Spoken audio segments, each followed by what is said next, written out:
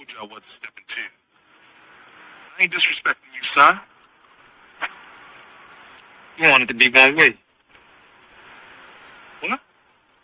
You wanted to be one way. What is the other way?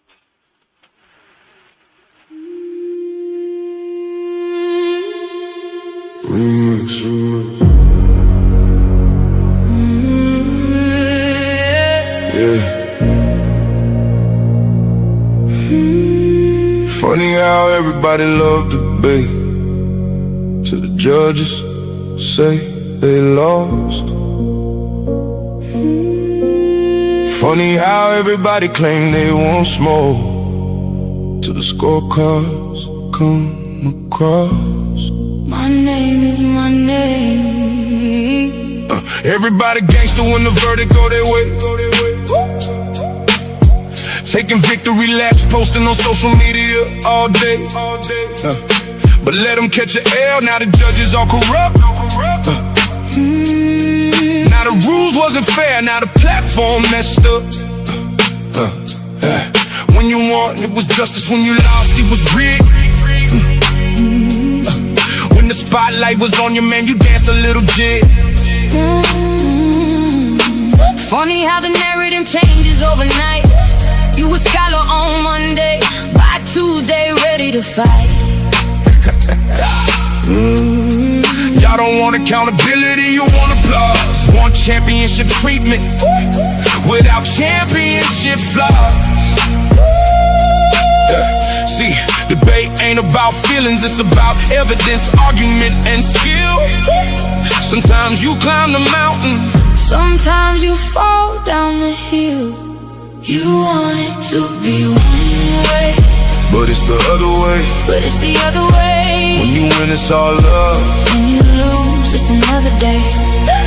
You want it to be one way, but it's the other way. the same judges you praised last month ain't fair today.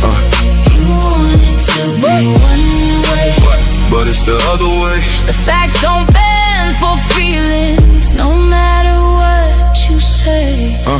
My name, Yeah, my name. the hate got me laughing. It really tell the story. If the platform wasn't working, why they obsessed with my glory? Every week somebody got an opinion to proclaim, but they still tune in faithfully. That's free promotion of the name. Paradigm shift, TV 314 still standing, while critics in the comments keep demanding and demanding. See the infamous perspective, giving viewpoints room to breathe. The black church files digging deeper than was seen. The Kemet takeover, bringing culture to the floor. The GT perspective, asking questions they ignore. Here you get many choices. Ladies' night, giving divas voices. Different minds, different paths, different truth. Reaching the elders and the youth, but it's the other way. You said the platform needed you, but somehow you still stayed. Yeah, You wanted to be one way, but it's the other way. the show keeps moving forward even after people stray. You wanted to be one way, But it's the other way. the audience decides, not the stories that you made. My name is my I've seen debaters come and go. Some legends, some pretenders. Some became champions, some became contenders. Some accepted losses and came back even stronger. Others spent 6 months complaining and being bitter even longer. Everybody wanna run a platform. Everybody got advice, but very few know the sacrifice, are willing to pay the price. Fight facts, challenge views, give the people real discussion, not excuses when you lose. So whether they applaud or whether they complain, one thing remains forever. My name is my name.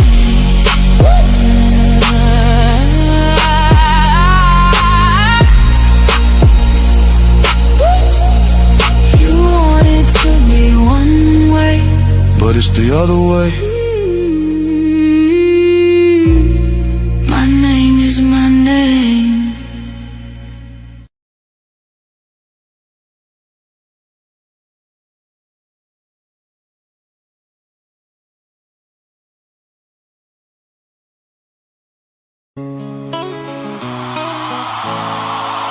Yeah.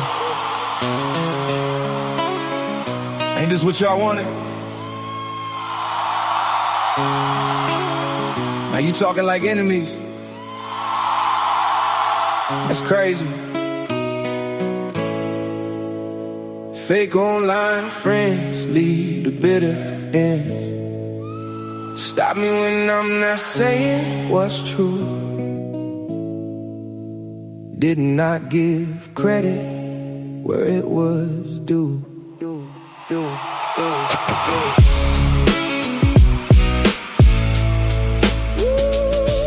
Yeah. Heard they saying they made deep. Made me say, go ahead, make another me. They want the throne but can't carry the pressure. Now resentment dressing up as bad lectures. You built my platform, but is that true? If you built mine so easy, why you ain't build yours too? See, I was loyal to a far defended bad behavior. Every time they cross the line, I still show favor. Now I'm difficult, huh? Now I'm controlling, right? After years of me sacrificing, maybe y'all was the reason for my plight. How many times did I compromise just to keep the peace? Now I move how I want and suddenly the friendship cease. Weak people call boundaries betrayal, that's facts. Couldn't control me, so now they attack. Wanted titles without warfare, crowns without scars. Talking reckless from the sideline ain't the same as surviving the war. You said I was the wavy on Sean's stage, so where was you when I was in that cage? Did you defend me the way I defended you? Guess silence is safer when the real pressure comes through, yeah. You said you made me, go ahead, make another me. If I was so easy to build, my spot should be easy to fill. Oh, go ahead, make another D, go ahead, make another king. Funny how they hate your name, soon as they can't control the thing. Y'all scream family in private chats, call me brother on live streams. Never thought it'd be like this in my wildest dreams. And truthfully, I ain't even mad at you. Some things you just can't undo. Now that I know you a bad actor, yeah, you're just another non-factor. See, when they can't duplicate your presence, they seek ways to destroy your essence. Then, when it's revealed they a scavenger, they try to assassinate your character. You couldn't organize a card game, but claim you built me. Then do it again, go ahead and make another DC. I don't watch allies become my rivals, hoping the hate fuels their revival. But lies be the language of bitter men. Oh well, only so long fake thugs can pretend. I opened doors and shared what was mine, but some people only love you when they're basking in your shine. So let them talk, let them complain to whoever will listen. For better or worse, I'm the only cook in this kitchen. You said you made me, go ahead, make another me. If I was so easy to build, my spot should be easy to fill. Go ahead, make another D, go ahead, make another king. Funny how they hate your name, soon as they can't control the thing. What's done is done, what's said is said. I survived every attack and I'm still not dead. So if you're the reason I became who I am, the way you claim it to be, prove it. Go ahead, make another me. The infamous DMG.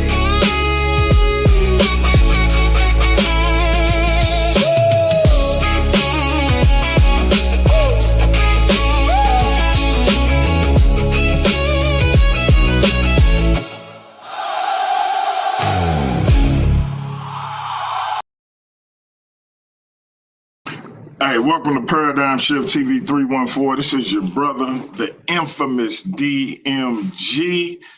And we are here, ladies and gentlemen, the best debate of the year. We are here with the results. I apologize for last night. For those who know, you know I had a family emergency, but we are here tonight by hook or crook. And we will bring you those results as best we can. I did have the judges lined up to join us last night. They may or may not be able to judge us tonight. We do have one of them on the stage. But before we get into that, I'm going to put the link in the chat. I want to know what y'all thought of this debate. Again, I thought it was the debate of the year so far. Y'all let me know what y'all thought. I thought for both of these brothers making a Worldview Wars Debate League debuts, they both brought it. King J, I know you one of the judges in this thing, but what was your opinion of the brothers' performance? Peace to the panel, there, to the chat and everything, to DMG. Oh man, it's a great debate. I loved it. Both of the brothers brought a lot of information out. Both of the brothers were able to articulate their points of views very well. Man, the standard of scholarship that they brought was high. So either way, it's a win for the platform. It's a win for there really isn't going to be a winner or loser. You know what I'm saying? Both of the brothers performed well, so shout out to them. No doubt, no doubt, no doubt. And we got one of our other judges joining the panel. My brother, your brother, the one and only Black Sage, Elder Yara. Elder Yara, what did you think of this debate? I said it was the debate of the year so far in the Worldview Wars Debate League. Hey, peace to the panel, man, to the debaters, to you, DMG, for this platform, this content you're bringing to the people. Man, I want to say to both Nathaniel Hughes and Brother Easy Bandz that this was a great debate. I haven't seen a debate like this in a very long time. And we know there's been some debates that have been hyped up across a lot of platforms in the recent weeks, but I think this one stands toe to toe with those debates. It was sound. It was well thought out and well researched. And both debaters came prepared. And I think that from these two brothers, I would love to see more, if not necessarily between the two of them, but on other topics and other things. This was a stellar debate. Stellar debate. No doubt. No doubt. Appreciate it. Brother Jose Francis. You scouting the competition, man. What did you think of the debate? From what I saw, it was a very, very good debate. The brothers did what they needed to do. But now, since I see Elder Yara on the platform here, he owes me a debate on something. So here you go. I gotta call out Yara. If I don't call out Yara, it's always about you, Jose. Come on, man. We supposed to be talking about the brothers. But I gotta call out Yara because I didn't see him. So I gotta call him out. He can respond later, but I gotta call him out. If I don't call him out now, I ain't gonna get a chance to do it later. So I gotta call him out. What you calling him out on, Jose? Whatever you want to talk about, anything. You don't want to do that, Jose. You think you want to do that, but you don't want to do that. Of course I do. But I'll discuss it with you later. But right now, I agree with DMG. It's about these two brothers, these two debaters. I think that they deserve their well due, and a lot of time, man, because this was a great debate. Yeah, but I had to do that. I think it was a great debate too. I think we need a part 2 to that debate. We definitely need to have another debate on something. We're gonna make up a subject. Hold on. Yeah. And we got one half of the debate of the year in the building. We got Brother Easy Bandz in the building. What's up, my brother? My bad. Just give me a second. Let me pause the other video. Okay. What's going on, y'all? Peace and blessings, man. I appreciate the intro. I appreciate the interest in the debate we had. I want to just thank you all for even being here today, man. So I can't wait to get the results and move on from there, man. See who I got to debate next. Shout out to Brother Yara.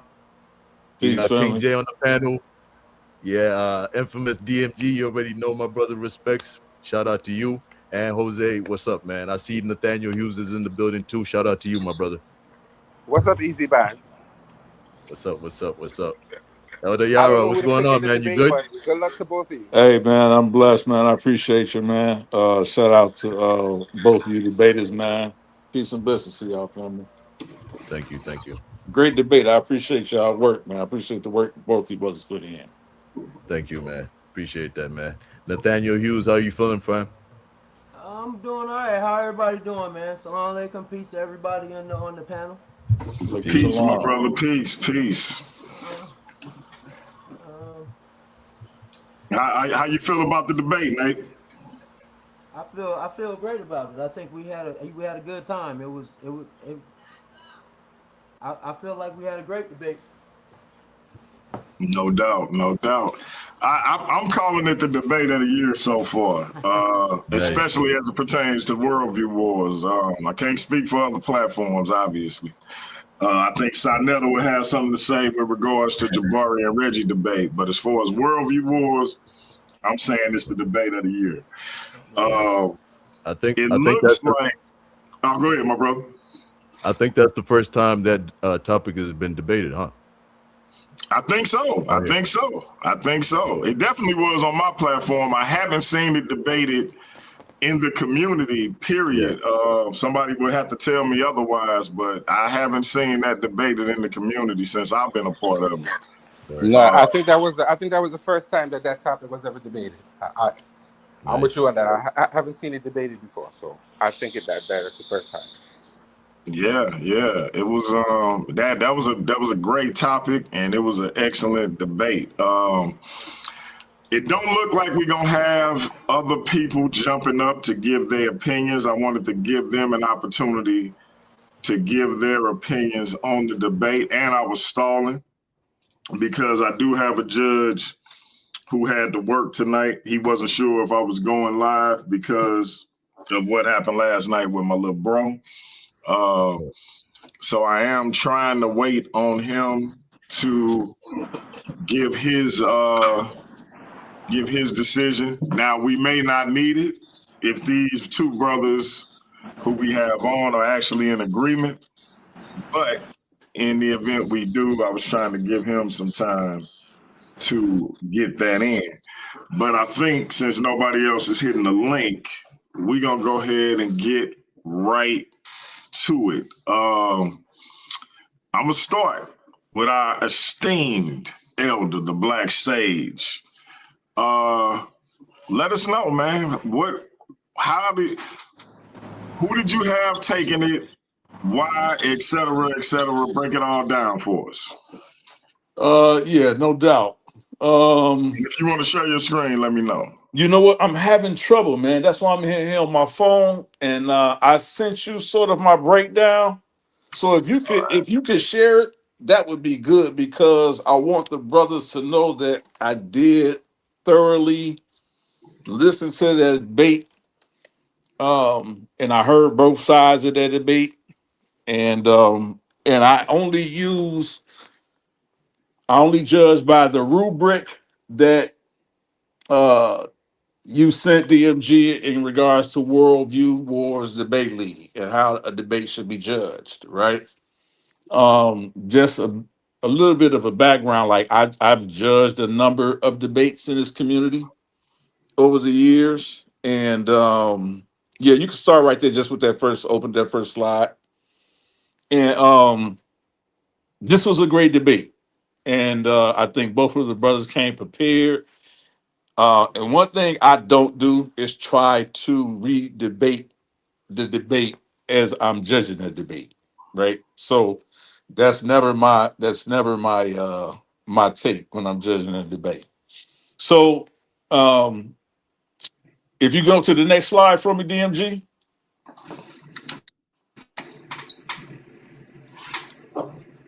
Yeah, I think you can see it. So as you can see, this is, and I'm gonna start with Brother Easy Bands, right?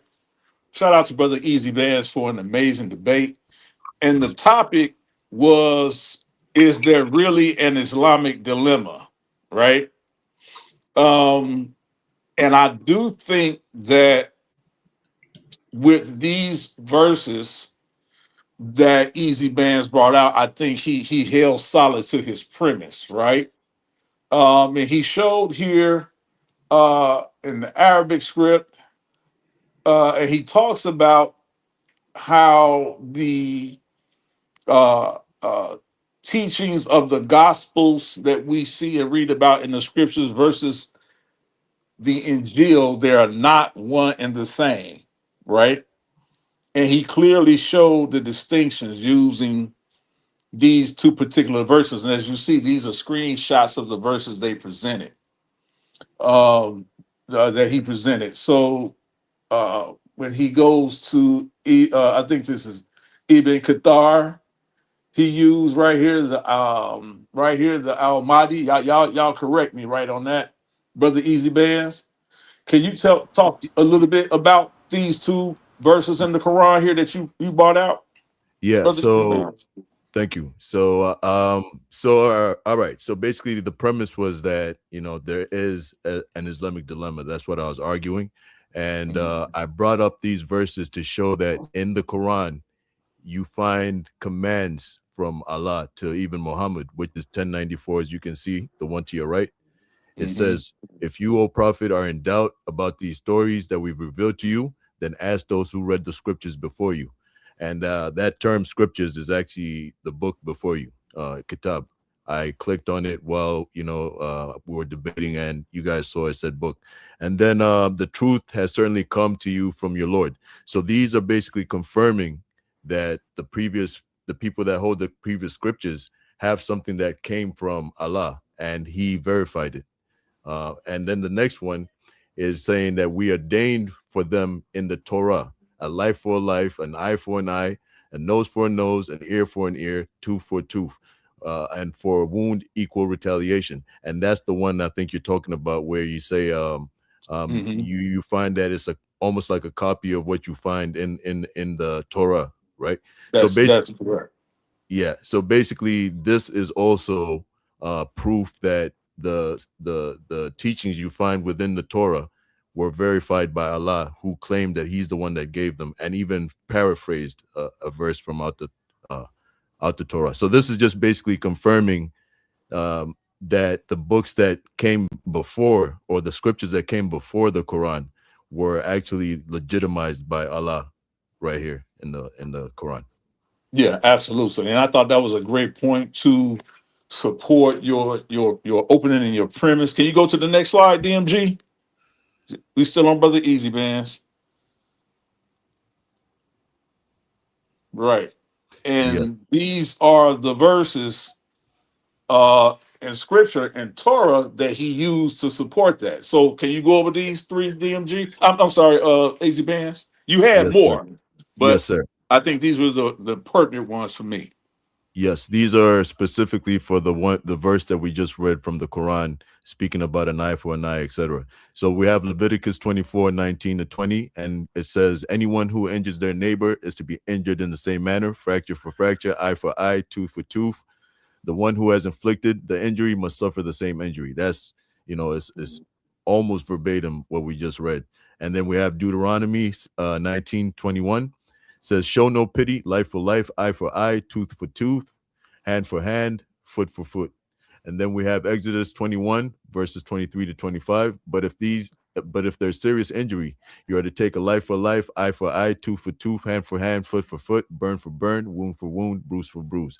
And this is just basically when I presented this to show that not only is the Quran or Allah affirming that He's the one that sent these teachings to the previous people, but also He's actually paraphrasing within the Quran itself the same scriptures that you find in the Torah, showing that not only is it the word of God, but it's also been preserved. Yes, absolutely. And I thought that these were all solid points. It was a great methodology. You showing the compare and contrast to support your argument in regards to the understanding of the Islamic dilemma, right? Yeah. That you Yes. guys were debating. So I think that was real solid. That's how it should be done. when you're trying to present a solid argument. So that was great. Could you go to the next slide, DMG? Okay. Now, I thought this was a great academic, scholastic piece that you brought out, Easy Yes, Bands. Can you yes, go over with this from Berkeley Institute and tell us the breakdown on this? yes. So I was showing that even in the early Islamic literature, um, you find references to Paul uh, being spoken of, right? And this part of Mhm. basically Islamic literature, early Islamic literature. So this was an example of some of these attestations that you find. So it says here in the detail, I mean, in the highlighted portion, it says a detailed reference to Saint Paul can be found in the Tanka al-Yaqub, one of the earliest Islamic sources on the history of the world. It was written by Ahmed al-Yaqubi, 898 CE. So this is very, very early, right? So some of the hadiths that we have don't even come this early, right? So, or you can, they're contemporary, should I say.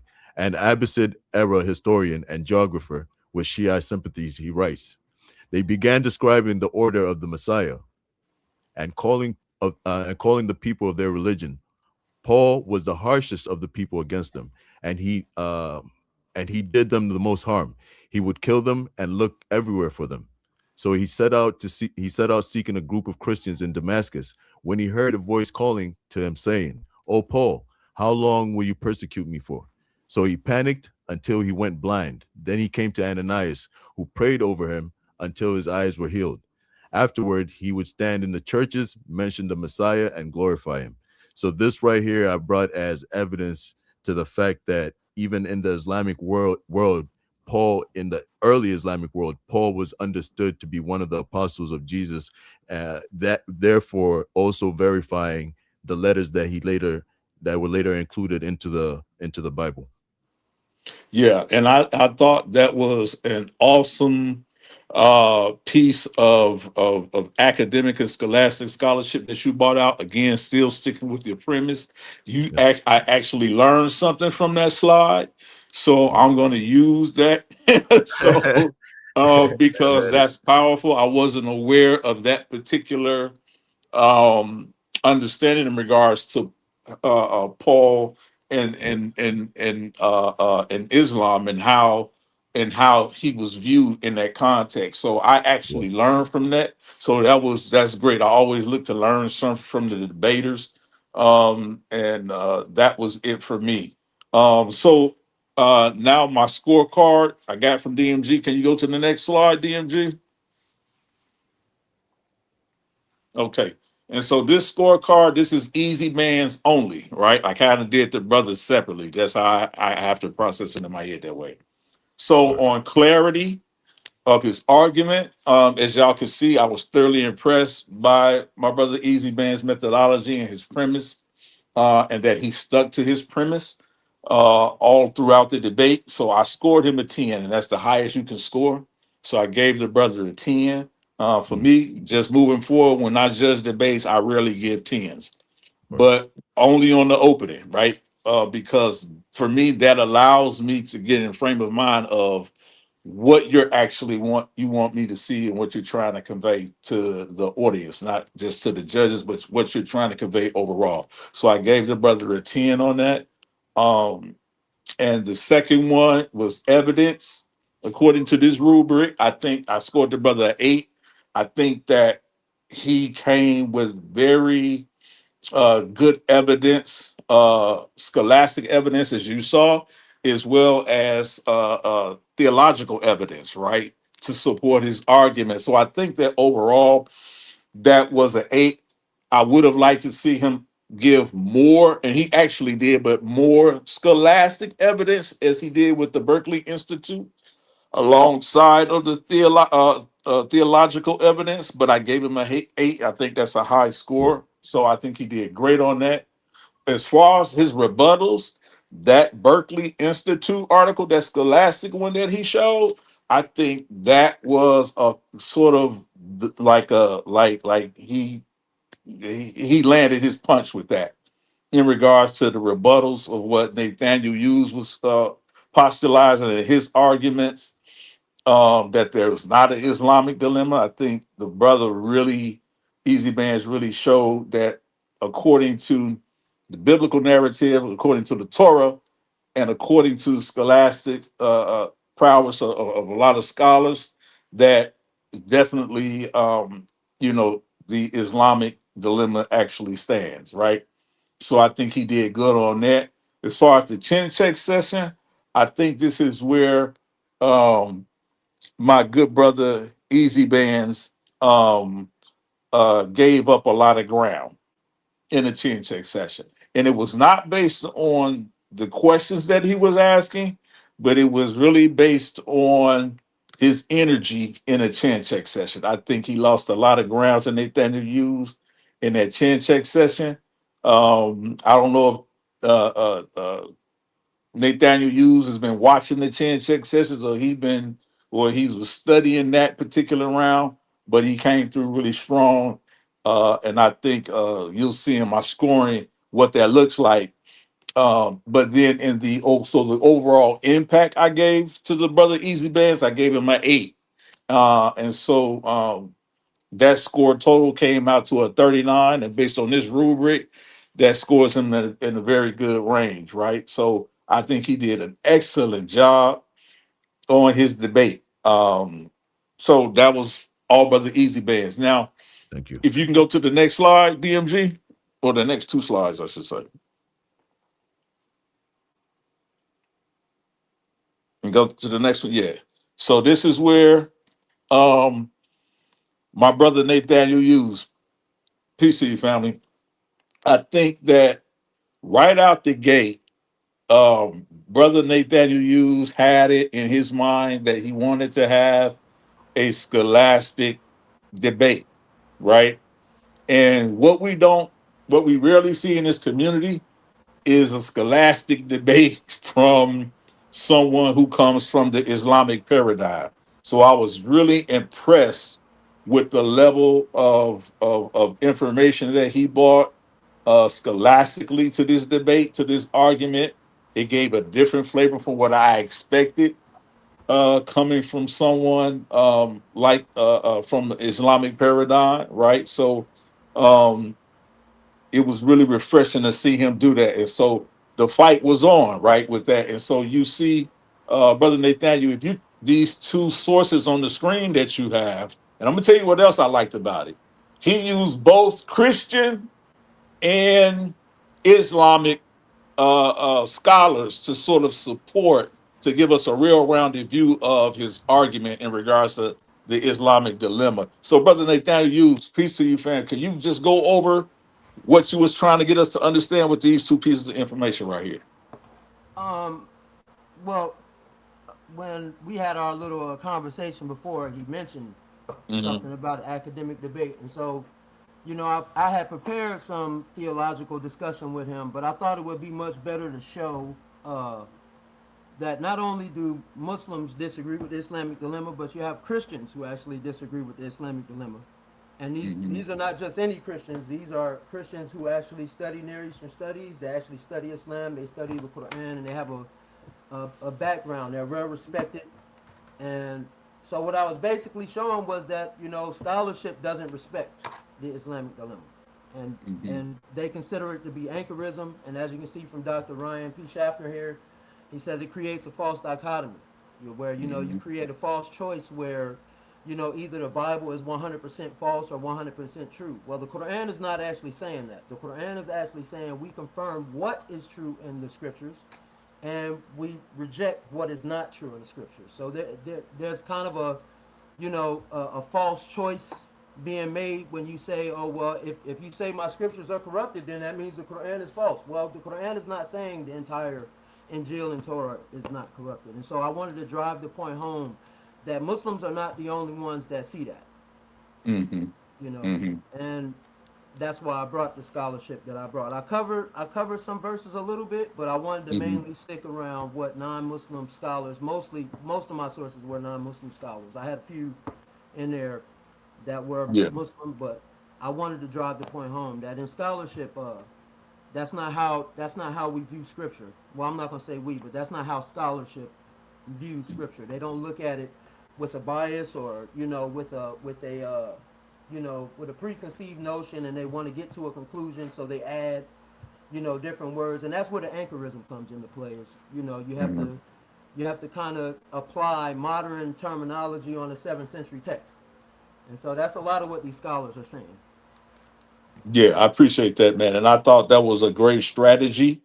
And it held to your premise in regards to if is there really an Islamic dilemma. I think you showing um, not just Islamic scholars, but other scholars, Christian scholars outside of that, Catholicism, whatever they were, wherever paradigm they come from. I think you did that because what it showed was that you didn't try to come to the debate with the confirmation bias, and I think that's apropos. I think that should be lauded in anybody's debate if they can come to a debate, especially if this caliber, and you're able to remove sort of your confirmation bias by showing other scholars from different backgrounds, different paradigms.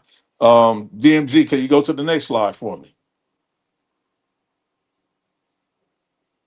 Yeah. So as you can see, Brother Nathaniel, he bought a plethora of academic sources, and I thought they were actually very solid sources. So can you tell us about these two sources here?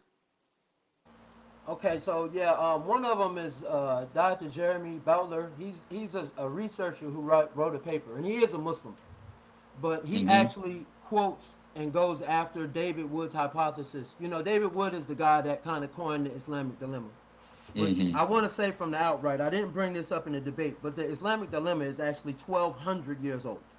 So, Hmm. and you can look it up. It's a guy named George de Belton who actually was the first Christian polemic who used the exact sort of 1094. He changed, some wording in the Syriac translation, and he was spreading it around monks because he was worried about mass conversions in the Abbasid Caliphate at the time. So he was worried about his flock shrinking and getting smaller and smaller. And so he gave some information to these monks. And that's kind of what these people touch on. Jeremy Butler kind of touches on that and says, that they use those type of, semantic gerrymandering to change.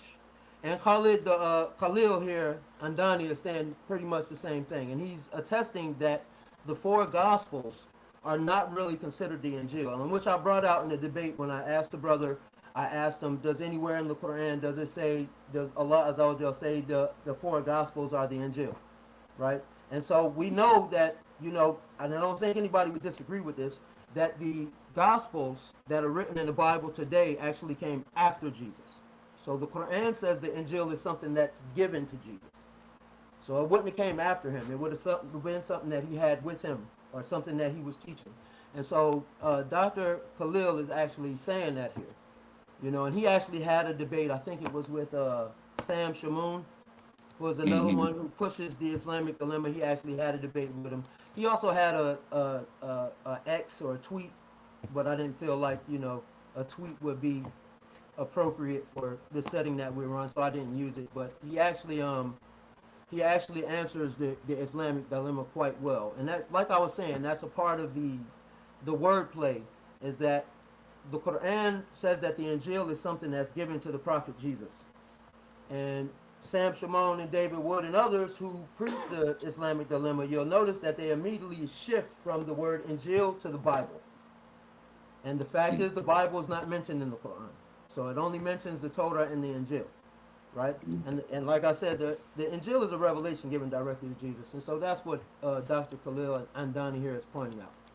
Yeah, no doubt. And I think the source of information that you brought out in regards to that actually is dead spot on with your methodology and your premise as well.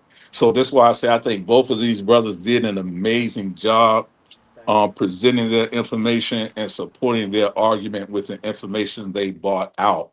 And so I was thoroughly impressed with that. So can you go to the next slide, DMG? That's my scorecard for this brother. So again, like I said, I really give tens, but I think when your methodology and your premise is correct, I think both the brothers scored tens with me. In evidence, both the brothers scored an eight.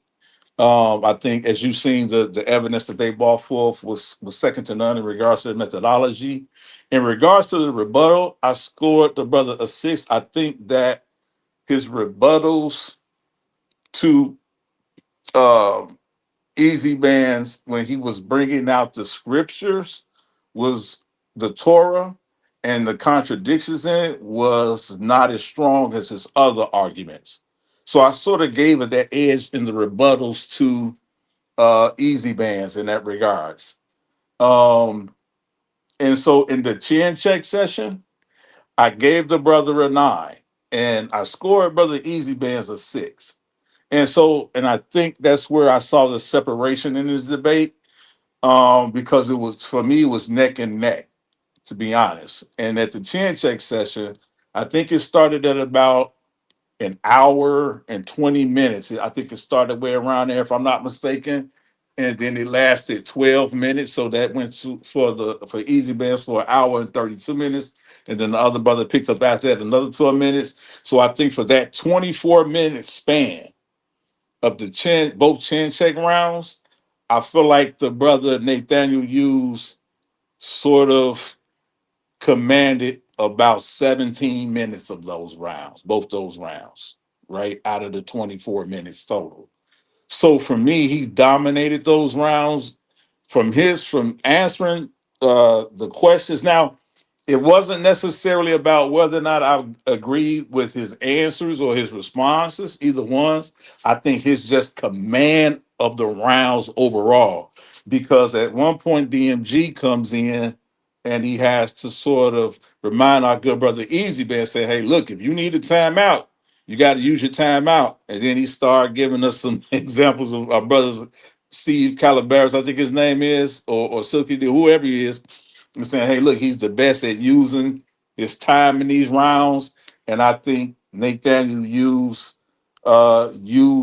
his time management in answering Easy Bands and then questioning Easy Bands in the chin check sessions in both rounds between the two brothers. I think he got the best of both those rounds. And then the overall impact, like I said, I scored both the brothers an eight overall. So I think they were like even with me with the information that they bought, right? Like I said, I don't try to re-debate the debaters, right? When I'm looking at the debates, I'm just looking at, did he was there an argument presented, and is there a counter argument? What's the rebuttal being made? And so as I looked in that, I seen that. So if you tally it up, I scored the brother 41 out of 50.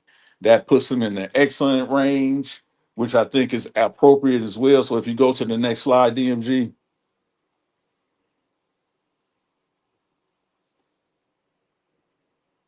I don't see DMG ain't listening. So if you go to the next slide, you see I gave the debate to my good brother Nathaniel Hughes. I think Easy Band's brother, you my brother, you did a great job. I think Nathaniel Hughes just pulled the head in that chin check session. And if That anybody was, wants to go, up is 120, I think that starts was at all of them, 120. Brother Yara.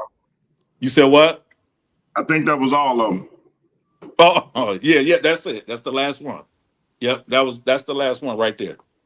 Yep. So I just checked this debate for my good brother Nathaniel Hughes. But I think both these brothers put on an excellent debate. Um, I would be afraid if I'm anybody to want to debate both of these brothers right now on any topic. They hot right now. so I'm gonna laugh out loud. be very careful, bro. Be Yeah, very careful challenging these brothers, man. They hot right now, bro. They hot. This is my Respect, first man. time hearing Respect. Nathaniel Hughes. Man, I think you did an excellent job, bro. I like better than some debaters I've been hearing for years. I'm gonna be honest with you. Oh, thank you, Easy brother. Bands, there's not enough to be said, bro. I think he's scorching the whole entire community right now. So He's to more me, gettable, it definitely. didn't come down to information. It just came down to handling that time management in that chin check session round. And that's Word, just based word. on the rubric that the brother gave me. But I think Word. your information was spot on. I would have argued it the same way myself, to be honest. But if I go by Brother DMG's, that's all I can go by is his rubric. Like, I wish there was another category, to be honest, I could have scored, but that was No, it. hey man, respects. Appreciate it, man. That was Real it. talk. I think great debate. Great debate. No let me doubt, just no doubt. And I let me just add that appreciate Elder Yara's assessment.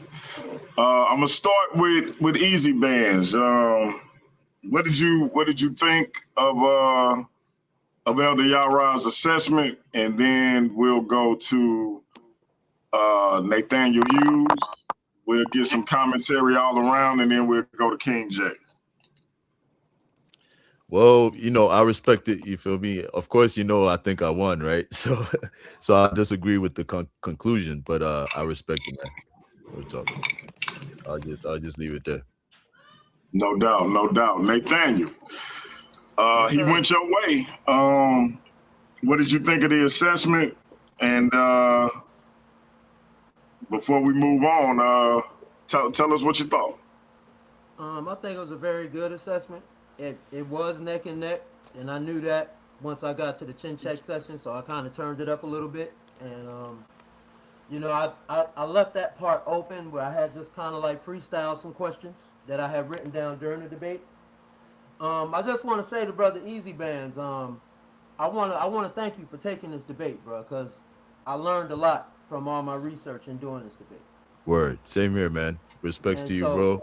Yeah. Yep. so it was some shots thrown during the debate, but in all fairness and all honesty, brother, if it wasn't for this debate, I would be less the knowledge that I am today because of it. So I want to thank you for having the debate, and yeah, that really put when we had that first little session, that really put the pressure on me to go after. You know what I mean? Yeah, So yeah.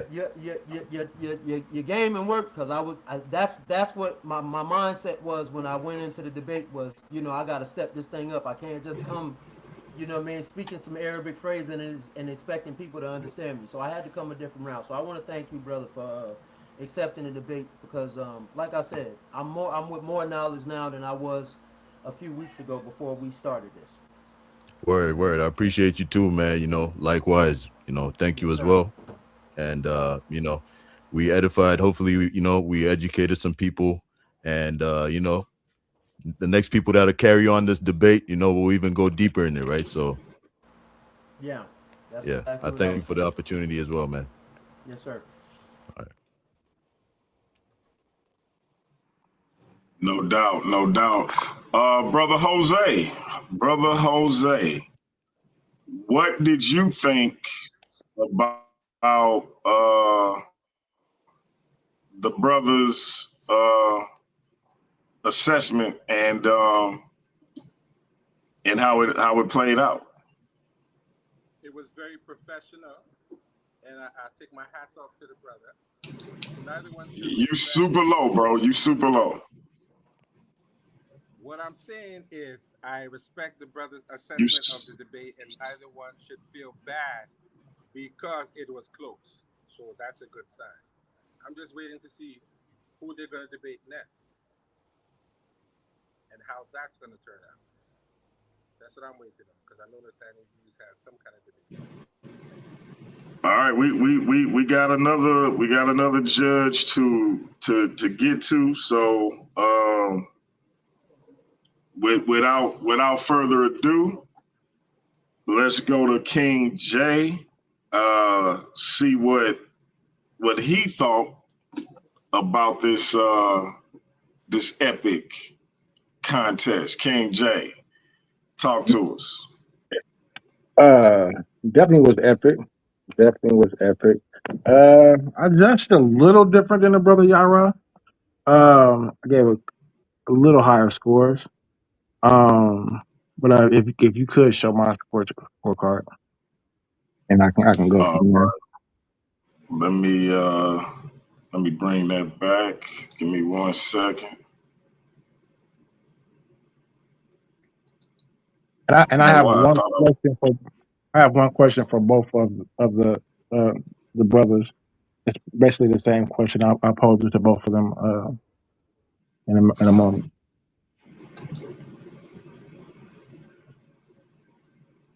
Here we go. All right. So as far as clarity is concerned, um, we're at 10-9, 10-9 to the negative. I think as far as clarity was concerned, both of the brothers articulated their arguments pretty well. The brother Easy Bandz took the affirmative, of course, and I think he argued. For my notes, I'm looking at it from the debate that he argued more of a theological approach and more of a theological perspective to his arguments. He used Matthew 6 and 9. He used Romans 8 and 15, and a couple more biblical texts. So I think his argument was pretty clear. I think the brothers Nathaniel Hughes' argument was more of an academic argument. And so it was easy to follow as well. I think it was maybe just a tad bit easier. So I gave it the clarity round to edged it to the negative 10-9. Evidence. I gave that 10. Is that a 10-9 round as well? Or 10-8? A 10-8 negative to the 10. I scored the positive of 8 in that round. I think it's just, even though he argued a theological round perspective, he was able to show text. Like I say, he used Matthew 6, he used Romans 8, and a few other biblical texts to support his argument. I gave him an 8. I think the brother Nathaniel had a more of an academic argument and was able to use more sources. He used Ryan Schaefer. He used Dr. Nikolai. So I think he had a lot of different, more academic sources, and I asked him that round as well. When we go to the rebuttal round, to me, this is where I actually had Easy Bandz losing up until this point. The rebuttal round, I feel, is where Easy Bandz actually gained ground. So I gave that round to Easy Bandz 10-8. Chin check session, same. Actually, the chin check session, I believe, came before the rebuttal, if I'm not correct. But I gave that to Easy Bandz. So this is where I had Easy Bandz kind of evening up the score for me. Was through the chin check session and the rebuttal rounds. I think he was able to, warm up a little bit, what I'm saying, get used to it and get his arguments together a little bit more. I think he posed a couple questions to the brother where he was kind of, maybe hit him with a couple little jabs. So I gave that to Easy Bandz 10-8. The overall impact I gave to Nathaniel. Now his argument was just a little bit more clearer. Even though I did have questions in regards to some of his stances. So at this point, I had it 46-46 as far as score is concerned. I would have actually probably scored it, if it was a 0.5 on it, I would have scored it probably 46.5 to Nathaniel, 46 to Easy Bandz. I do have one question for each of the opponents. The question to Nathaniel first. Throughout your argument, you argued that the Injil was oral. Do you still stand true to that? Yes. Okay. Yes. So, in regards to the Medea 5:48, are you familiar with that? Yeah. Where it states that Allah commands the prophet to judge between previous scriptures using the Quran, right? So this, to me, is an example of the Bohemian, where the authority is given over the Quran to judge between the previous scriptures, correct? Yes. Okay. So how can you say this is oral, right? If here in this scripture is saying that it's written down, and he has the authority to judge between these written down scriptures. If I gave you the Araf 7-157, where it uses the word muktaban instead of katab, where it literally means written down or something, describes the state of something that was written. What do you say to that? I would say you kind of have to understand the history of the classical Arabic and the word being used there. Sometimes when the Quran uses, or most of the time when the Quran uses El Kitab, it's not talking about a Well, book. well, It's well, well, talking. stop, well, stop, well, stop, because I don't think you heard what I said. Because I Okay. do understand the distinction. That's why I particularly said the word used was muktaban, not al-kitab. So we're not talking about al-kitab. So in the instance that I gave you, right? Al-Araf 7157, whom they find written down within the Torah and the Injil. The word is used there as muktaban. It's not al-kitab, right? Al-kitab actually describes the act of something, meaning actually something that is written or inscribed. It's an adverb. So I'm familiar with that. So that's why I want you to actually deal with that because you said it was oral. So I want you to give me your understanding of this scripture. I mean, of this surah. Say the surah again. I don't want you to I don't want you to Google it. No, I just want I you need to. to look it up so I can read it, brother. But you're not familiar with the surah. No, I don't know every single surah of Quran. I know a lot of them, but I Okay. don't know every single one. Okay. So surah, it's the Al-Araf 7157. So in this surah it says, "Whom they find written down," right? And the word for written down is mutaban, not al-qadab. So I wanted you to deal with that because a lot of your argument hinged upon this being an oral Injil, but we see here in several surahs that it says written down and it's not the word katab. I know that was a lot of it, what your argument hinged upon. The brother didn't really, have an argument, a pushback for that, but um, I do, and I just wanted to You see what said you thought Surah about. Surah 7 157. They are the Mhm. ones who follow the messenger, the unlettered prophet, whose description they find in the Torah and Gospel. He Yes, commands them to do stop good right and there. forbids Stop them. right there. Right. So that it says written down. So how is that oral or is that not physically written down? Well, I'm looking at it. I don't see the words written down in the English here. The They word is. are. We're not talking about it, brother. Don't straw man or filibuster me. The word is mutaban. I didn't say it was English written down. It's a slur. Of course, Hey, it's not in English. Don't play real with me. quick, I'm just asking you a real, question. real quick. Okay. Let's what was your score again, King J? It's hinging upon each question. This is the question that I had it a tie, but I just want to hear both of their answer to this question. Um, Okay, so let so I me just let want me a little let me clarity. let me get you to do this because I don't want this to turn into a chin check Oh all no, it's over again. not. No, it's not. No, it's not. But he Yeah, wanted to yeah. look up. Oh, okay. So give me let's streamline you. What exactly is your question? My question is in regards to the surah that I gave the brother that he's looking up now, where it says written down. What is that oral or is that literally meaning something written down? Well, I'm just gonna be honest and say I don't know. I'm gonna have to research that, brother, That's fair. because Okay. I don't see written You wasn't down. familiar with what's the word that's used? Of course, it's not going to say English, but what is the word that's used? Mutaban. Okay. Muktaba. Yeah, mutaban. Right. So that means something that is inscribed, right? Written, inscribed. It describes the state of something. So you wasn't familiar with that, so that's fine. To the brother Easy Bandz, the Ahmadiyya Yes, sir. 548 states that Allah commands. It's the same question almost. States that Allah commands the prophet to judge between the previous scriptures using the Quran, right? So this is what's given the authority, the Mahimian, right? Do you do you subscribe to that scripture? Because you said that the Torah confirms the Quran, correct?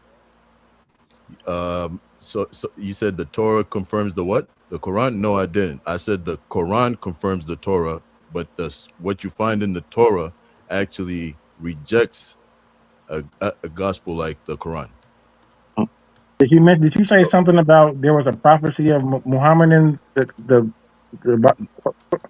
No, no, no, Bible? no. That was no. So that was after the show was done. I was like, yo, I didn't get to talk about a lot of stuff that I wanted to talk about, and I, Uh-huh. I was gonna bring in this little angle where because you always hear Muslims talking about how Muhammad is prophesied in the Bible, and so I was gonna say rebuttal that with the only place you find something similar that fits that is in Revelation 19:20.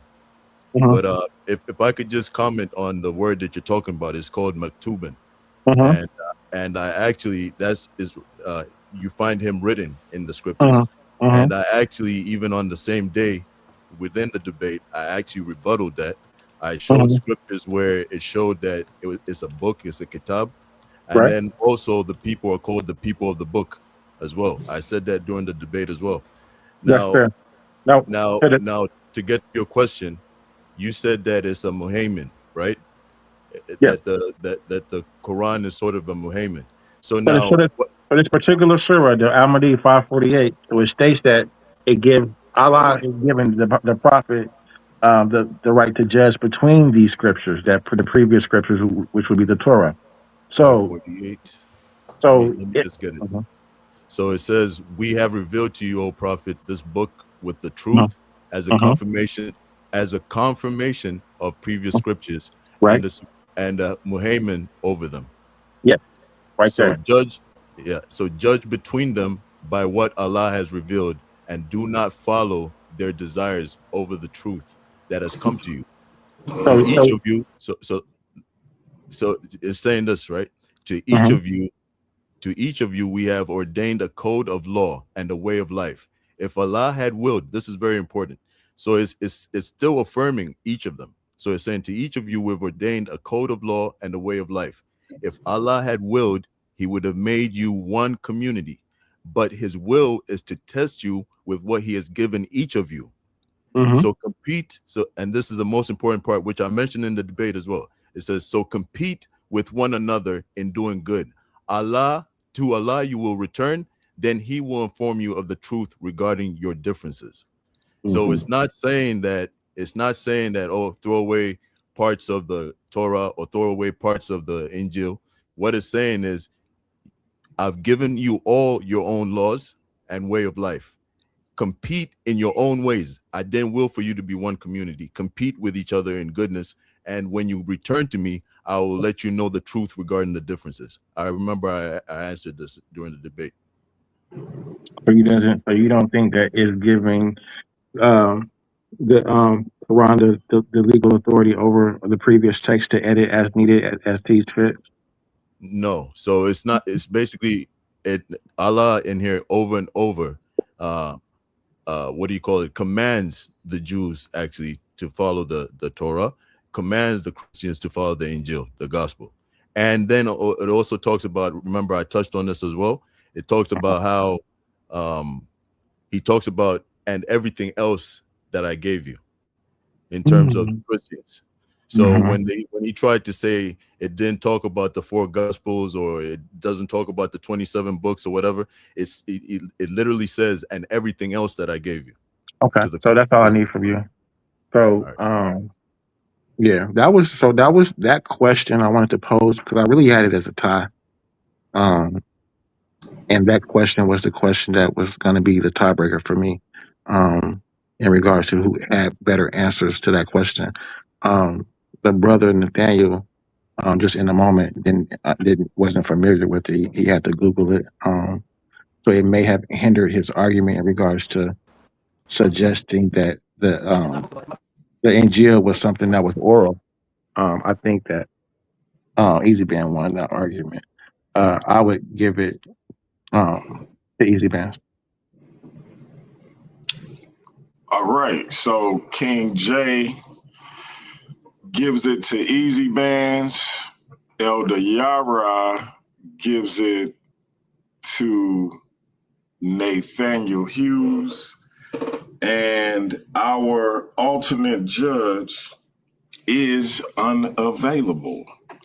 Now that is, I'm not blaming our alternate because again, I had a scheduling situation last night, and they are at work. They were going to try to get me their scorecard, and they were unable to. So, if you remember, family, I told you in the event of a situation like this, you get to decide. So, we have a tie, and you all get to be the tiebreaker.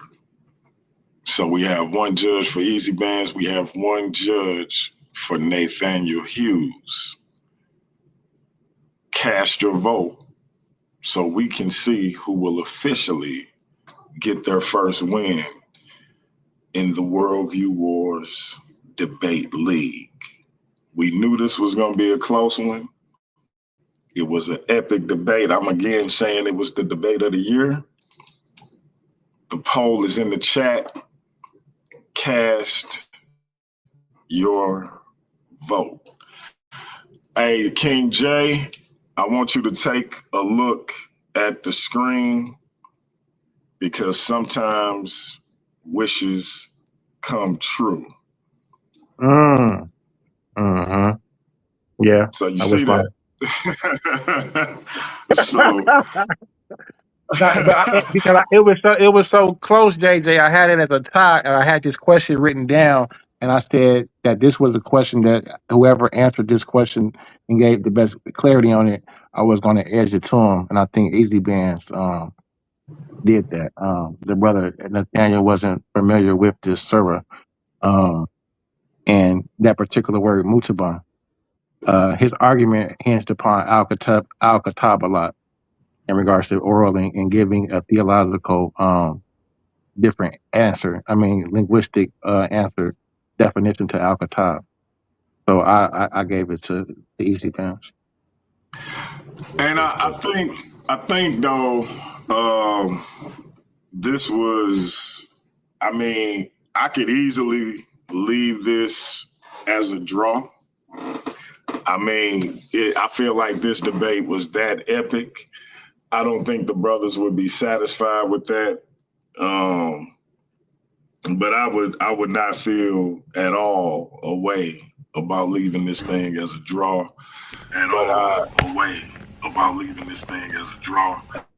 Thousand pardons, DMG, and leave it as a draw and having the rematch. Was that your No, echo? Was that you I think echoing, Jacob? I think it's probably JJ echoing. But I But think the people deserve. No, That's that why I was think. I think that's a good decision. I think the people deserve. yeah, JJ, you echoing, bro. If you watching Since YouTube, the third judge is mute not that. here. Since the third judge is not here, leave it in the draw. JJ, if you watching YouTube in the background, mute that. JJ, if you watching YouTube in the background, mute that. No, it's not me. You got an echo. No, that's definitely you. Yeah, it was. But yeah, I think that it was that they deserve a winner. But I think that it should be in the hands of the audience at this point. Yeah, decide. let me go to Nate Hughes and get the brother's sentiments on King Jay's assessment, and then we're gonna go to Easy Bandz. That was a good question, and it's going to cause me to go in and have to do some more looking and studying. So I appreciate the question, brother. I will. I think. No doubt. Yeah, that it's just a good question. I appreciate it, and that's love. So you do see how if I had it as a tie, you see how I possibly could have Yeah, edged it. That was my favorite. Okay. right. I just want to say that in the word Maktubin is used in other places, and it doesn't mean a book. So it can mean like I was telling you. It has the root word kataba in it as well. Right. So Right. I'm looking at it here. So it can mean written, recorded, inscribed, prescribed, decreed, or ordained. Yeah. I'm not suggesting that it means book in that sentence. I'm suggesting that it meant written down. So I was when you're saying oral, I wanted you to kind of distinguish, elaborate a little bit more about what that would have actually mean in that regard. Okay. Well, yeah, If I that was could, a great question, brother.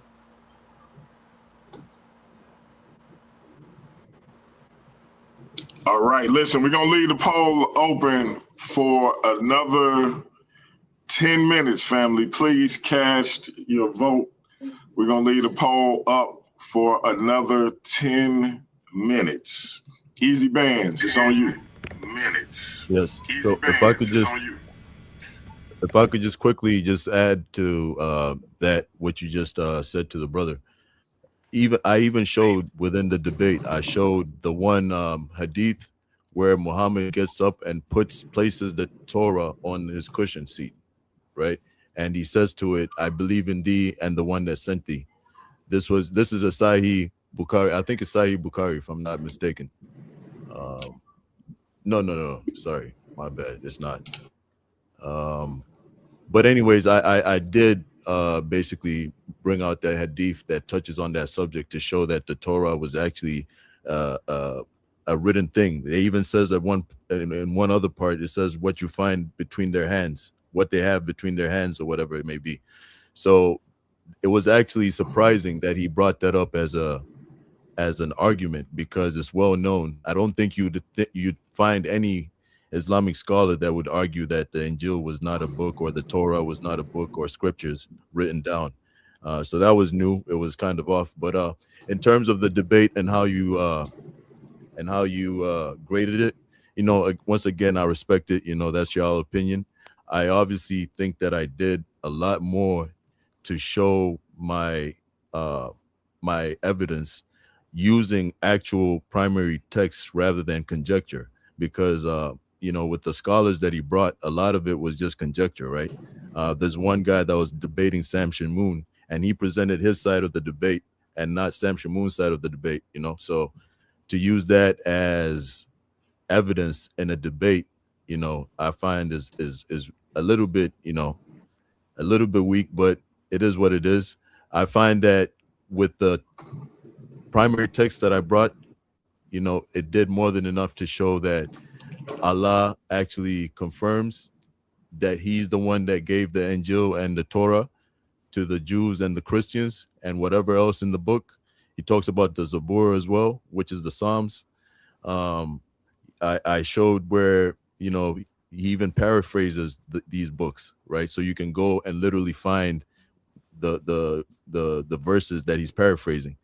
And so I also showed how these books actually reject the notion of what the doctrine that comes from the Quran. So I feel that I did a good job at showing the actual Islamic dilemma using the primary text. That's what we always talk about, the primary text. So I went straight to the text rather than using conjecture from scholars. But I'll land there. I respect your score, and I appreciate you bringing that question at the end of your judging to see where it was going to land. So I appreciate that, brother.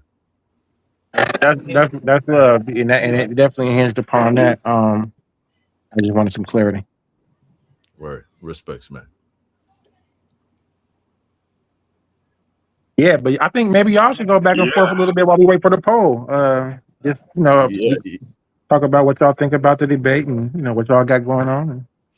Yeah, so I definitely feel that I won that debate, especially because at the end, I asked the brother, when was the Gospels or the Injil and the Torah, when were they corrupted? And he said, I don't know, only Allah knows, right? And so at that point, I don't see how anybody could give him the debate, because he argued, he couldn't stand on at that point, because then he couldn't, his debate hinged upon the oralness of the tradition. So but he argued it very well. So you wouldn't catch it if you aren't familiar with the topic, I would say. Yeah, he built a nice building, right? But he built it on a weak foundation. And I went straight to the foundation when I asked, so when did this Torah and Injil, when did they get corrupt? Because that's the foundation of his argument, saying that these books are corrupt and that we can't basically judge by them. So there's no But so I there's think no at that dilemma. point his argument was contradictory because how could they be corrupted if it's oral? Exactly that too. And That was so that was that was really my second question if I would have had time. Because if he's arguing that they're oral, well, how could they be corrupt? you know, and that oral argument is the Okay, so first let me time I've just heard. can I respond to that? Yeah, Yes, go ahead, please. brother. Okay, so they could a person could say something and attribute them to Allah. So if it's an oral tradition, a person can say this came from God and then attribute it to him, and then that be corrupted. And in fact, in the Bible, that's exactly what the Jews or the Pharisees are doing, is they're actually corrupting the Bible, and Jesus comes out and tells them that they're corrupting, calls them vipers and snakes, and tells them Mhm, that they're corrupting it. Also, Jeremiah chapter 8, verse 8, mhm, which I brought up, which showed from the perspective of the Bible that in fact Jeremiah chapter 8 verse 8 he says that the lion pen of the scribes have changed the book. Well, we know that that was an mhm. oral tradition, so it doesn't mean a literal pen. What he means is the lawgivers were saying things and attributing them to God that weren't from God. So just to respond right quick, that wasn't true what he said about Jesus. Getting at the Pharisees for basically making up scriptures. That's not what he did. Matter of fact, Jesus told the people, listen to what they say, but don't do what they do. Right. And he said, listen to what they say is because they had the scriptures and the scriptures are from God. Right. And so the scriptures are official. So when they're telling the people to follow the scriptures, do this, do that, he's telling the people, listen to them when they're telling you what to do, but don't follow their actions because their actions are uh, contrary to the scriptures. So once again, and it's the same thing with the Quran. Once again, you're mistaking where. So hold on. Once again, you're mistaking where the actions of the people is being criticized. So, for instance, in the Quran, you find where the individuals are like hiding. They'll put their finger over a word in the Torah so that so that Muhammad isn't able to read it or anybody isn't able to read it, or they'll distort the meaning. And so that's what's being said. It never says, I even asked you several times, show me where it says in the Quran where the Injil or the Torah have been corrupted verbatim. You weren't able to say that. All you could say is, show me parts where it's talking about how the meanings of these scriptures are being distorted by individuals. Okay, so let me respond. Mark chapter 7, verse 6 through 13, Jesus says, thus you nullify the word of God by your tradition that you have handed down. His criticism is that their tradition effectively overrides God's commandments. So their Talmud that they're using, that was separate from the revelation that was given to Moses, they were actively using that to override what God had sent. And they No, were so preaching. what is Mark what? I'm Mark chapter 7, verse 6 through 13. Also, again, in Matthew 15, verse 3 through 9, Matthew's parallel accounts records Jesus saying, why do you break the commandment of God for the sake of your tradition? In vain do they worship me, teaching as doctrines the commandments of men. So he's saying they're changing the tradition, they're changing the laws of God actively. No. And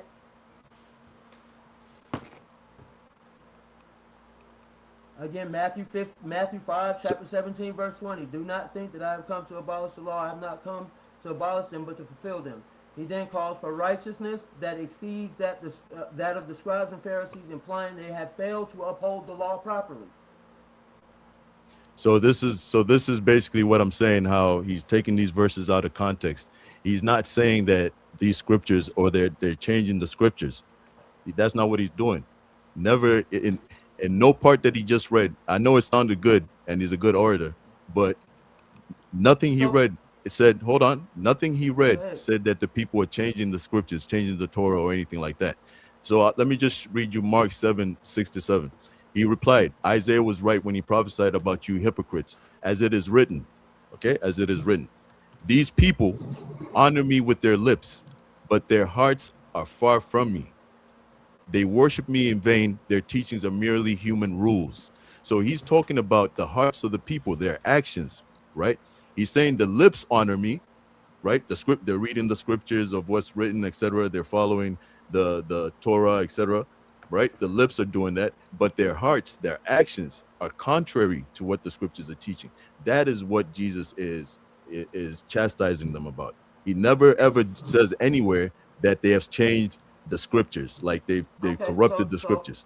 so how do you reconcile that with Jeremiah chapter 8, verse 8? Jeremiah 8 verse 8 as well never ever says that they have changed the scriptures. What that says is a bunch of people are going around making other books and saying that they come from God. It's not saying that they're taking the hold on. They're not saying books? Other scriptures. So when he says the lion pen of the scribes, what does that mean? Yeah, that's what he's talking about. He's not talking about the actual. He's not talking about the actual Torah. Or there's no prophet that talks about the word of God, the scriptures, and says that they've been corrupted. You won't find that at all. You just find examples like the one that you just brought up of actual individuals going out and trying to write scriptures and claim that they're from God. And that's evident. We got tons of apocrypha and so on and so forth. Okay, so it doesn't mean the lion pen of the scribes refers to the teachers and leaders who use their position to twist God's words and create false interpretations?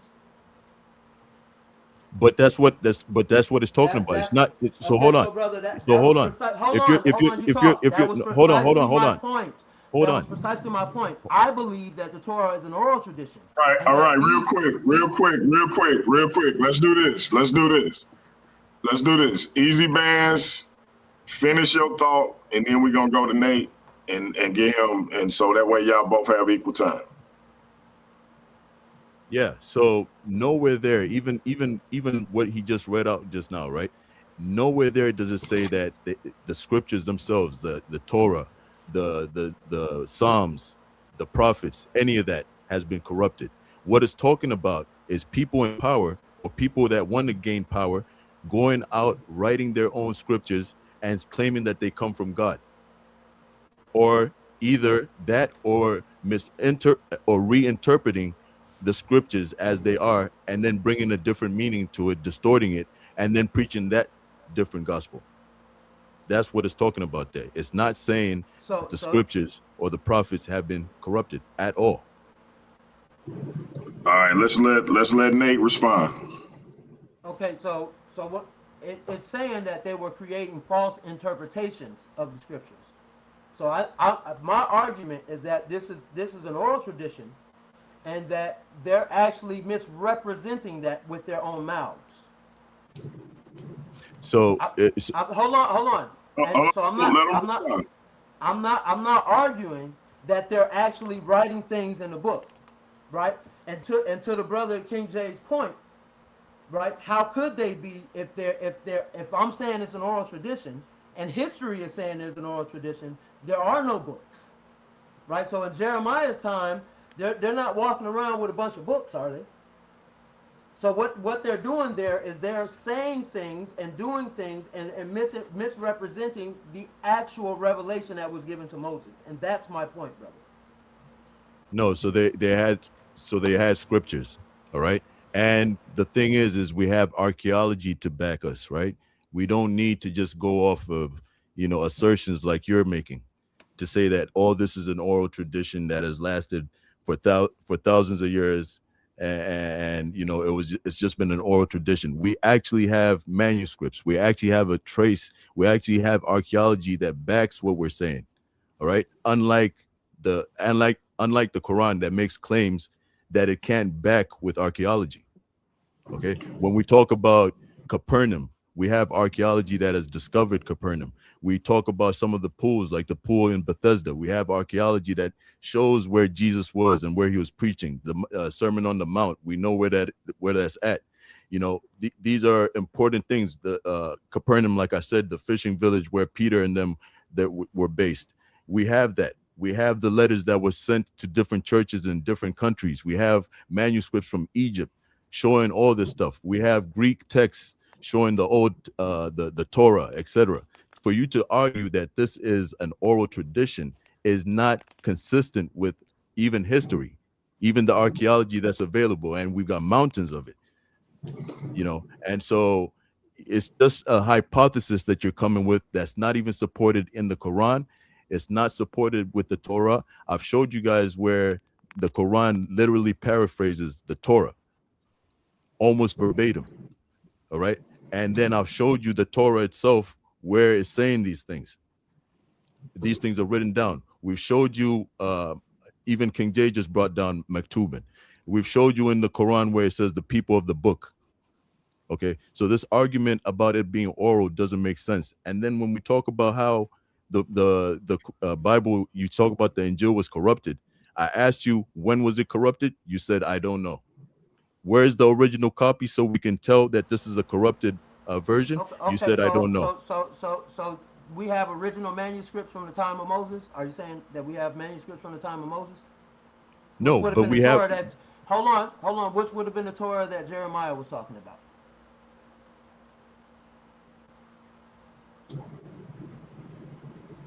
So we don't have manuscripts from the time of Moses, but what we do have is manuscripts from, I think, is it 2000 BC or around there? So we do have books from that time, and we do have evidence from the scholars that say these traditions go back even further. Okay, we have other archaeological finds where we find, I think it's a prayer, and Okay, but we don't have the original, and it goes to we like don't have the 800 BC or original something. manuscripts. We don't have the original, and the manuscripts that you mentioned earlier about the letters from. Were you talking about the letters from Paul? Were you talking about those manuscripts? We don't have the original manuscripts of the Quran either. We don't. We don't have No, we Birmingham. don't. Not hold at on. all. We don't have Birmingham manuscripts, brother, Not from at the all, lifetime. brother. Hold on. We don't have the Birmingham All manuscripts. right, real quick, Which would have been written on the animal at the lifetime of the prophet. Listen. Easy Bands. Well, I'm gonna start with Nate, and then I'm gonna go to Easy Bands. Nate, wrap up, and then I'm gonna have Easy Bands wrap up. Then I'm gonna play a quick commercial, and then I'm gonna get the results of the poll. Okay, so we have Birmingham manuscripts from which would have been written on the skins of an animal, which would have been alive within 10 years of the death of the Prophet Muhammad, and they're a 100% match to the Quran we have today. So when you say we don't have manuscripts from the Quran, are you sure? Are you just saying something you don't know, or you know what I mean? Can I respond? Yes, sir. Please respond. Okay, so no, we don't have the original manuscripts. We don't even have the authors that wrote the original manuscripts. As we all know, the Quran didn't come down as one book. So and the funny thing is, the Quran itself, it calls itself a book, right? But we know that it didn't come down as one book. It came down in verses, okay? And these verses were written down by scribes on parchments, on skins, on leaves, on all types of, even rocks. Some of them were just memorized orally. What happened is that after Muhammad passed, there were different Qurans going around. And so Uthman decided to collect all these Qurans, all these different manuscripts that were going around, right? And burn all of them and pick one standard one. Right. Okay. So hold on. I'm not done. I'll let you speak. I'll let you speak. So let me speak, bro. And on top of that, we have hadiths talking about how Muhammad had specific, even I think it's in the Quran as well. He had specific reciters of the Quran who he trusted as the best reciters, right? Uthman took their copies and burnt those and then standardized a different Quran. So we don't have the original manuscripts of the Quran. That's just a lie. That's just a lie. We don't have the original manuscripts. Hold on. So we actually do the earliest surviving Quran manuscripts date back to the 7th century. What year did Islam come? In what century did Islam come, brother? Just answer the question. What year did it came in the 7th century, but those are not the original manuscripts. Written on animal skin parchment using all right, brothers. We're gonna play a quick commercial and then we're gonna give the results of the poll. It's been an interesting night. I'm glad y'all rocking with us. Check out what we got coming up next month. Interesting concept. We hope y'all there for it. Check us out.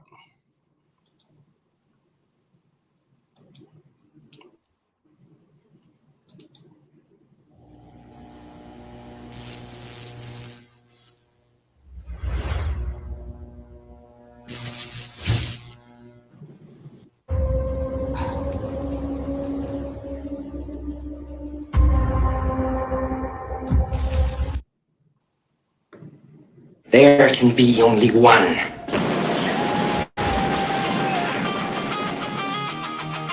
Worlds will rise. 6 walk in. 1 walks out. There can be only one.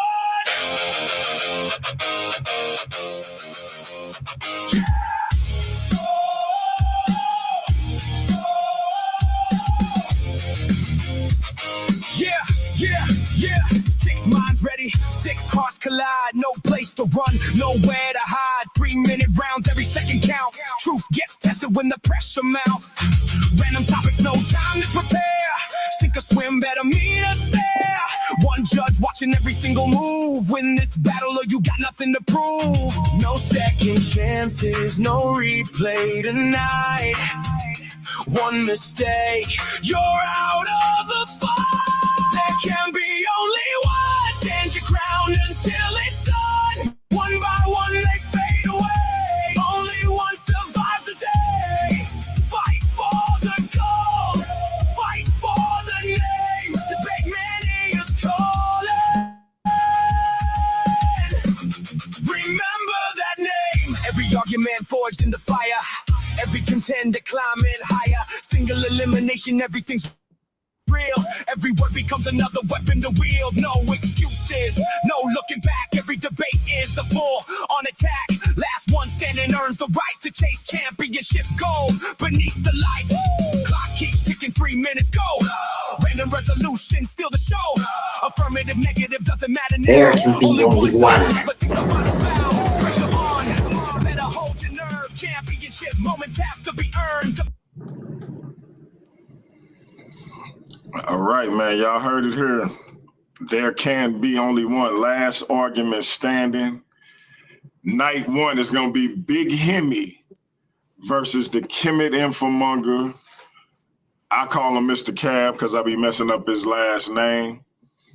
But there will be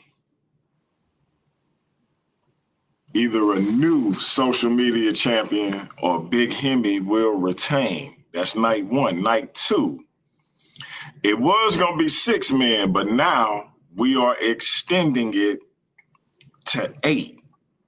It was 6, but now I'm looking for 2 more contenders. Easy Bandz, I know you said you wanted in. If you want in, brother, you got your in.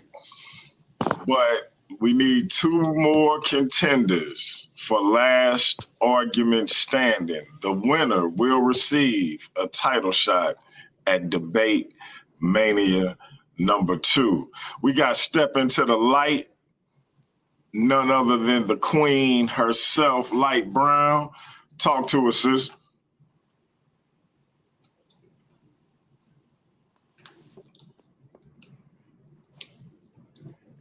Can you hear us?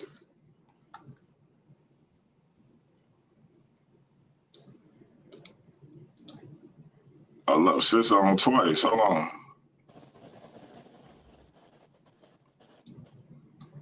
All right, sis, we got you up here twice. Oh my wow.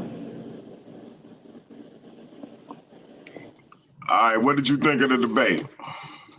First I want to say hi, fellas. Yeah, it was really a close debate for me, so I choose not to say who I think won. Really? Nah, No, sis, I'm I not letting said you off the hook. I'm not letting you off the hook. Who do you have in the debate? I can't say. I'm being honest, and I told you that yesterday that I wouldn't if I had to judge this debate, I wouldn't even knew how to do it. To be honest, I think both brothers put on an excellent performance, and like I said, this is like one of the best debates that I've seen so far here. Yeah, but I don't know. I don't know. To be honest, I don't know. And I guess the judges didn't know either, right? Yeah,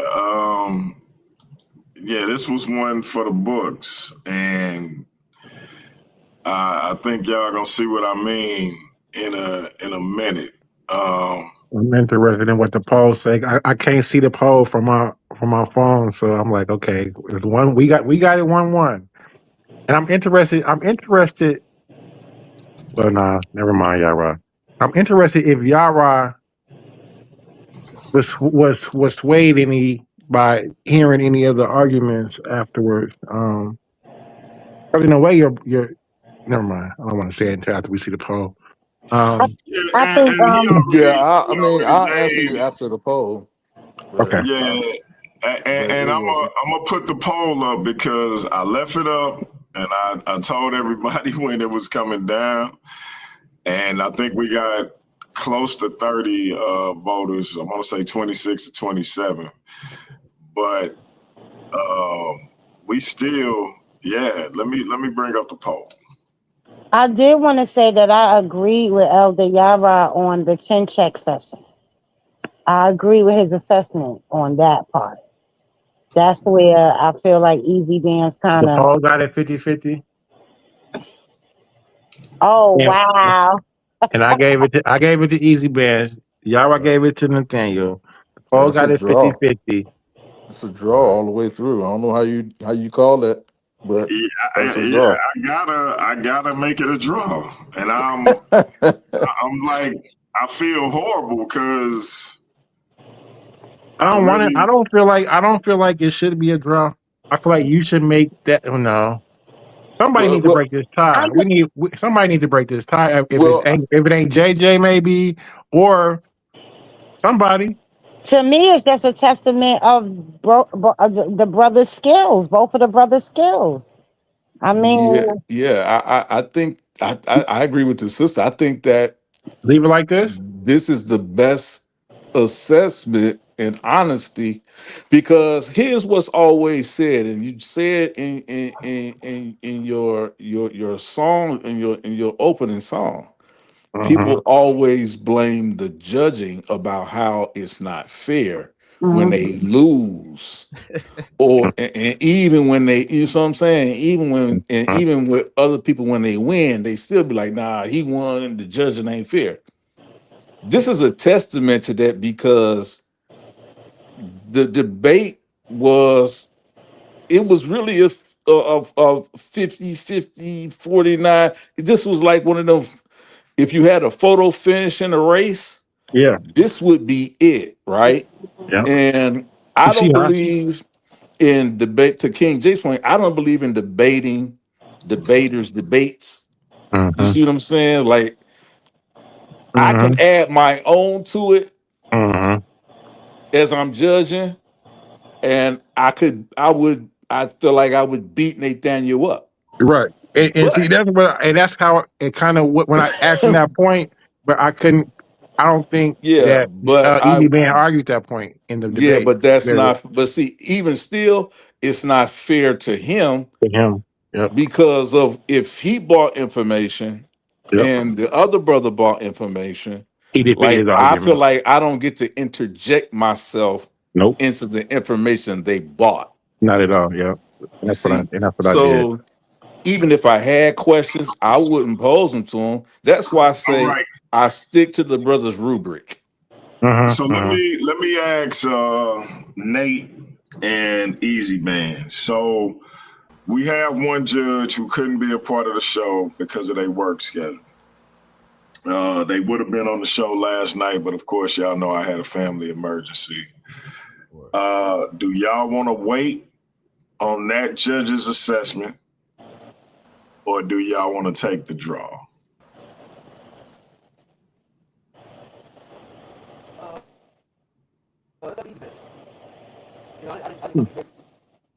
You breaking up, bro? This Aaron Gordon versus Zach Levine in a dunk contest. What y'all want to do? Man, facts. That's a good one. Take the draw. Take the draw. I'll leave that up, man. I'm not gonna. So, Yeah, you. hey, Nathaniel, I think you need to go out and come back in, bro. You, for whatever reason, your audio it is coming in real bad. Can you hear me now? Yeah, I can't understand nothing you saying. All right, let me go back out there. Easy Bandz, talk to us. Yeah, man. I'd either want to wait or rematch it. Got you. I Yeah, feel like I like Easy Bandz. He say he fuck it. Let's go ahead. We're gonna win or lose. I yeah, say yeah. rematch it. I think I wanna wait as well. I'm gonna see what Nate Okay. say. Um, Mm-hmm. at least see what the brother came up with. And again, it's it wasn't his fault. He did make the time yesterday. Like I said, I had a family emergency. For those who know, y'all know. And so let's see what his assessment is. And as long as it's not a draw, we will have a winner. Yeah, as long as you don't break it at top. I say take the rematch and still wait, and let's Let's still hear the other judge. let's see if we can hear Nate. Can you hear me now? We can hear you, bro. It can go either way for me. If Easy Bandz want to do this again, we can do it again. Or if he wants to wait for the other judge, I didn't come to your channel for a win-loss record. So I came to spread Islam. So as long as I'm doing that, then No doubt, no doubt.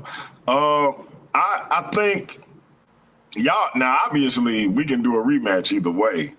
I think it's only fair because we did have the alternate take the time to do it. It wasn't his fault that I had the situation I had last night.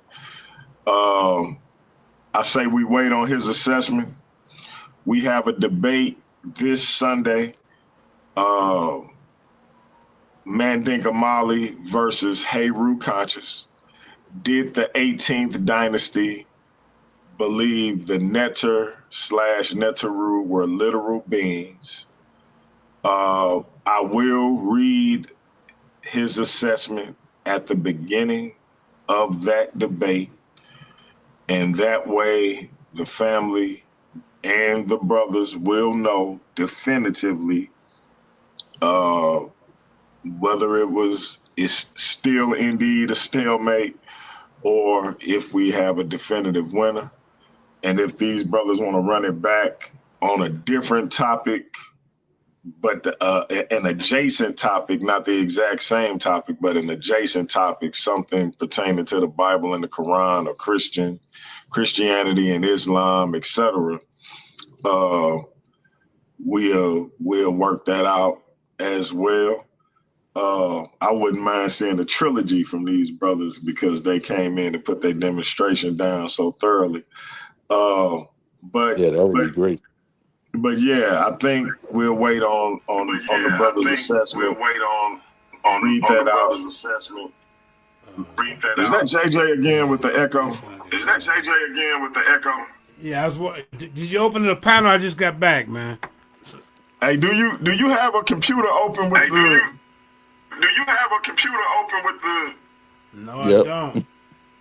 It's coming through your icon. It's coming through your It's coming through your So what I'm gonna do? I'll jump off from my phone because I thought we was gonna, we might want to promote the debate. You know what I'm saying? While we got the people here in the audience, because the real conscious, you're done. Go out and come back in, JJ. Your lip after Go this out and come back in, JJ. Yeah, I don't want to hear your mouth. Mandinka Mali, JJ 7000. He can't even hear me. I was talking about his debate, but I'm hearing myself. Yeah, he said he stepped away. He said he had just came back. I'm hearing myself whenever he on mute. This is crazy. But yeah, I'm gonna get the brothers' assessment, the alternate judge, and then I'll read it at the top of Heru and JJ's debate on Sunday.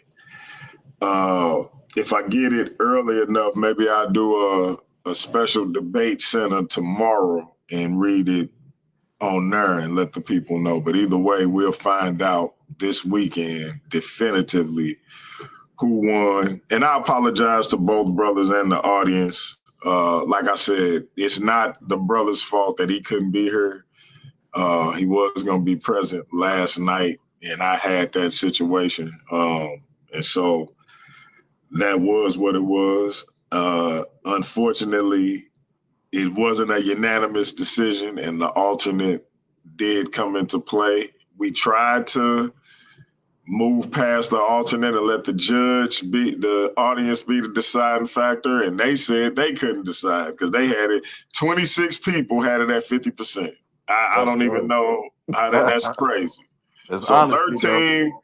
13 voted for Easy Band and 13 voted for Nate. So this was that close, man. Testament to y'all for bringing some powerful information and having a powerful back and forth battle.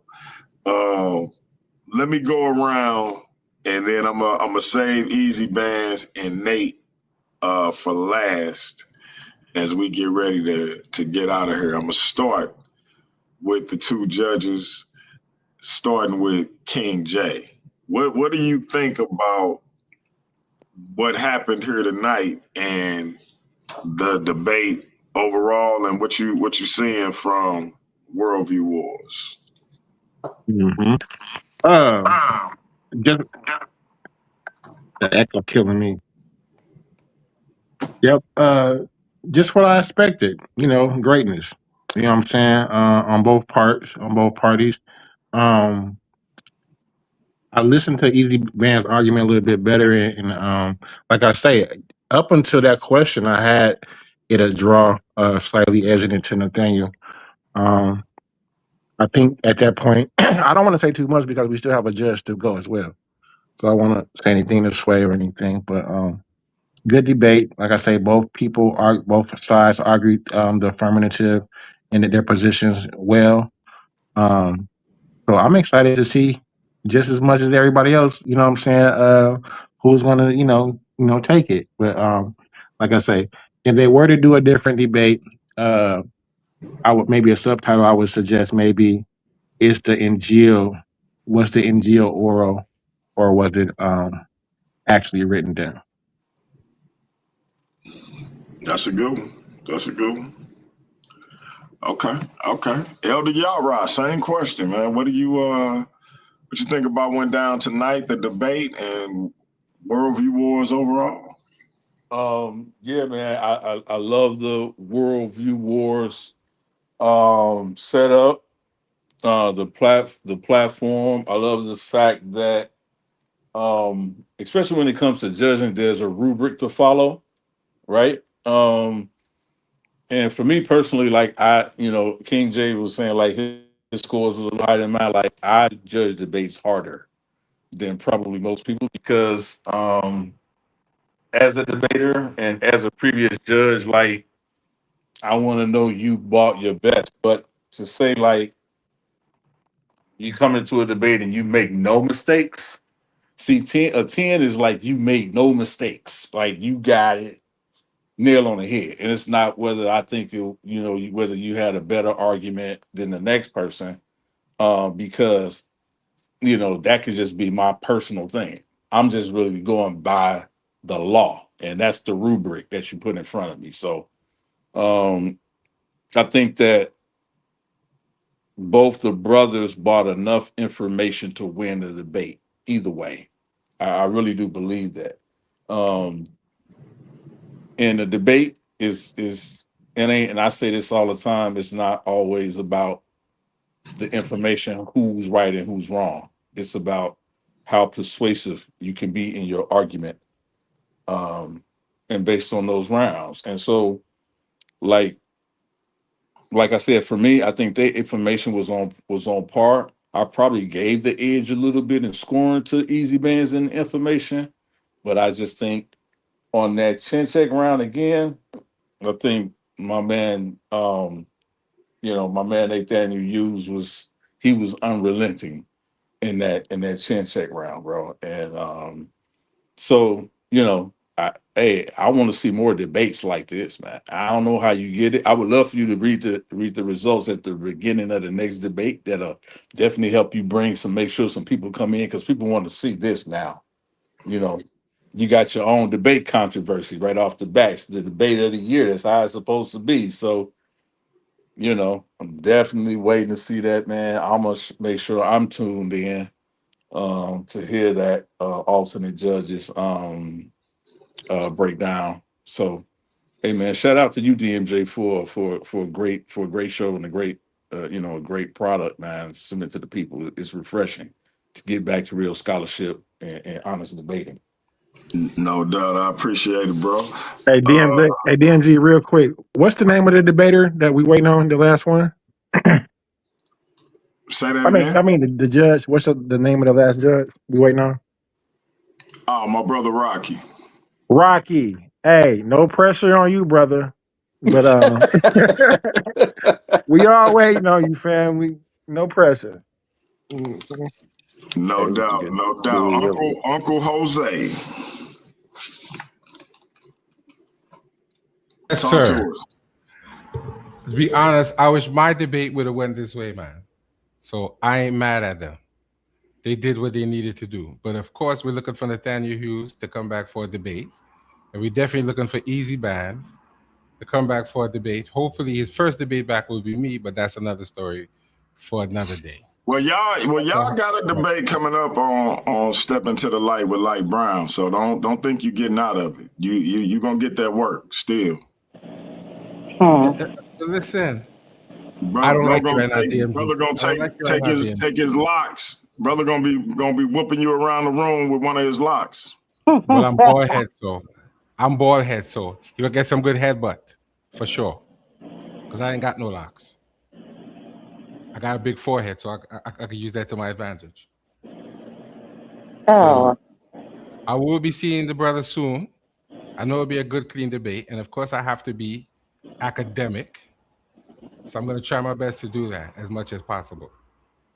And I definitely want to see Nathaniel Hughes debate Khalil Shabazz for sure. I definitely want to see that debate somewhere down the line.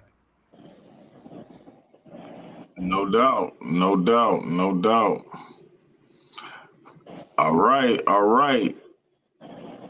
Light Brown.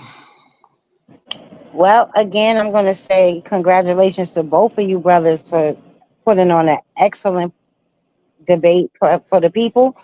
I say y'all should take the draw and go ahead and do it again, but let's wait for Rocky. Jose, stop you calling everybody out, okay? Just be ready Wednesday after next to do your face off with Easy Bandz. Okay, I'm letting you know. Well, if you're not an active debater, then what you're in here for? You got to be active, man. Win, lose, or draw. Okay. I'm a serious window out anyway, so that ain't nothing.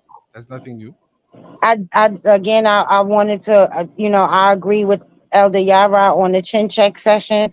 Brother Nathaniel was like on it. Like I was like, But then when Easy Bandz had his turn, he came back and was like, okay, because I was kind of like, okay, Easy Bandz, you got to step it up a little bit. But then when it was his turn, he was like, okay. So I was like, wow.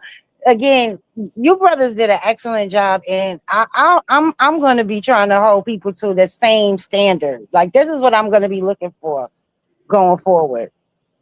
The way that you brothers came and performed, it was just excellent.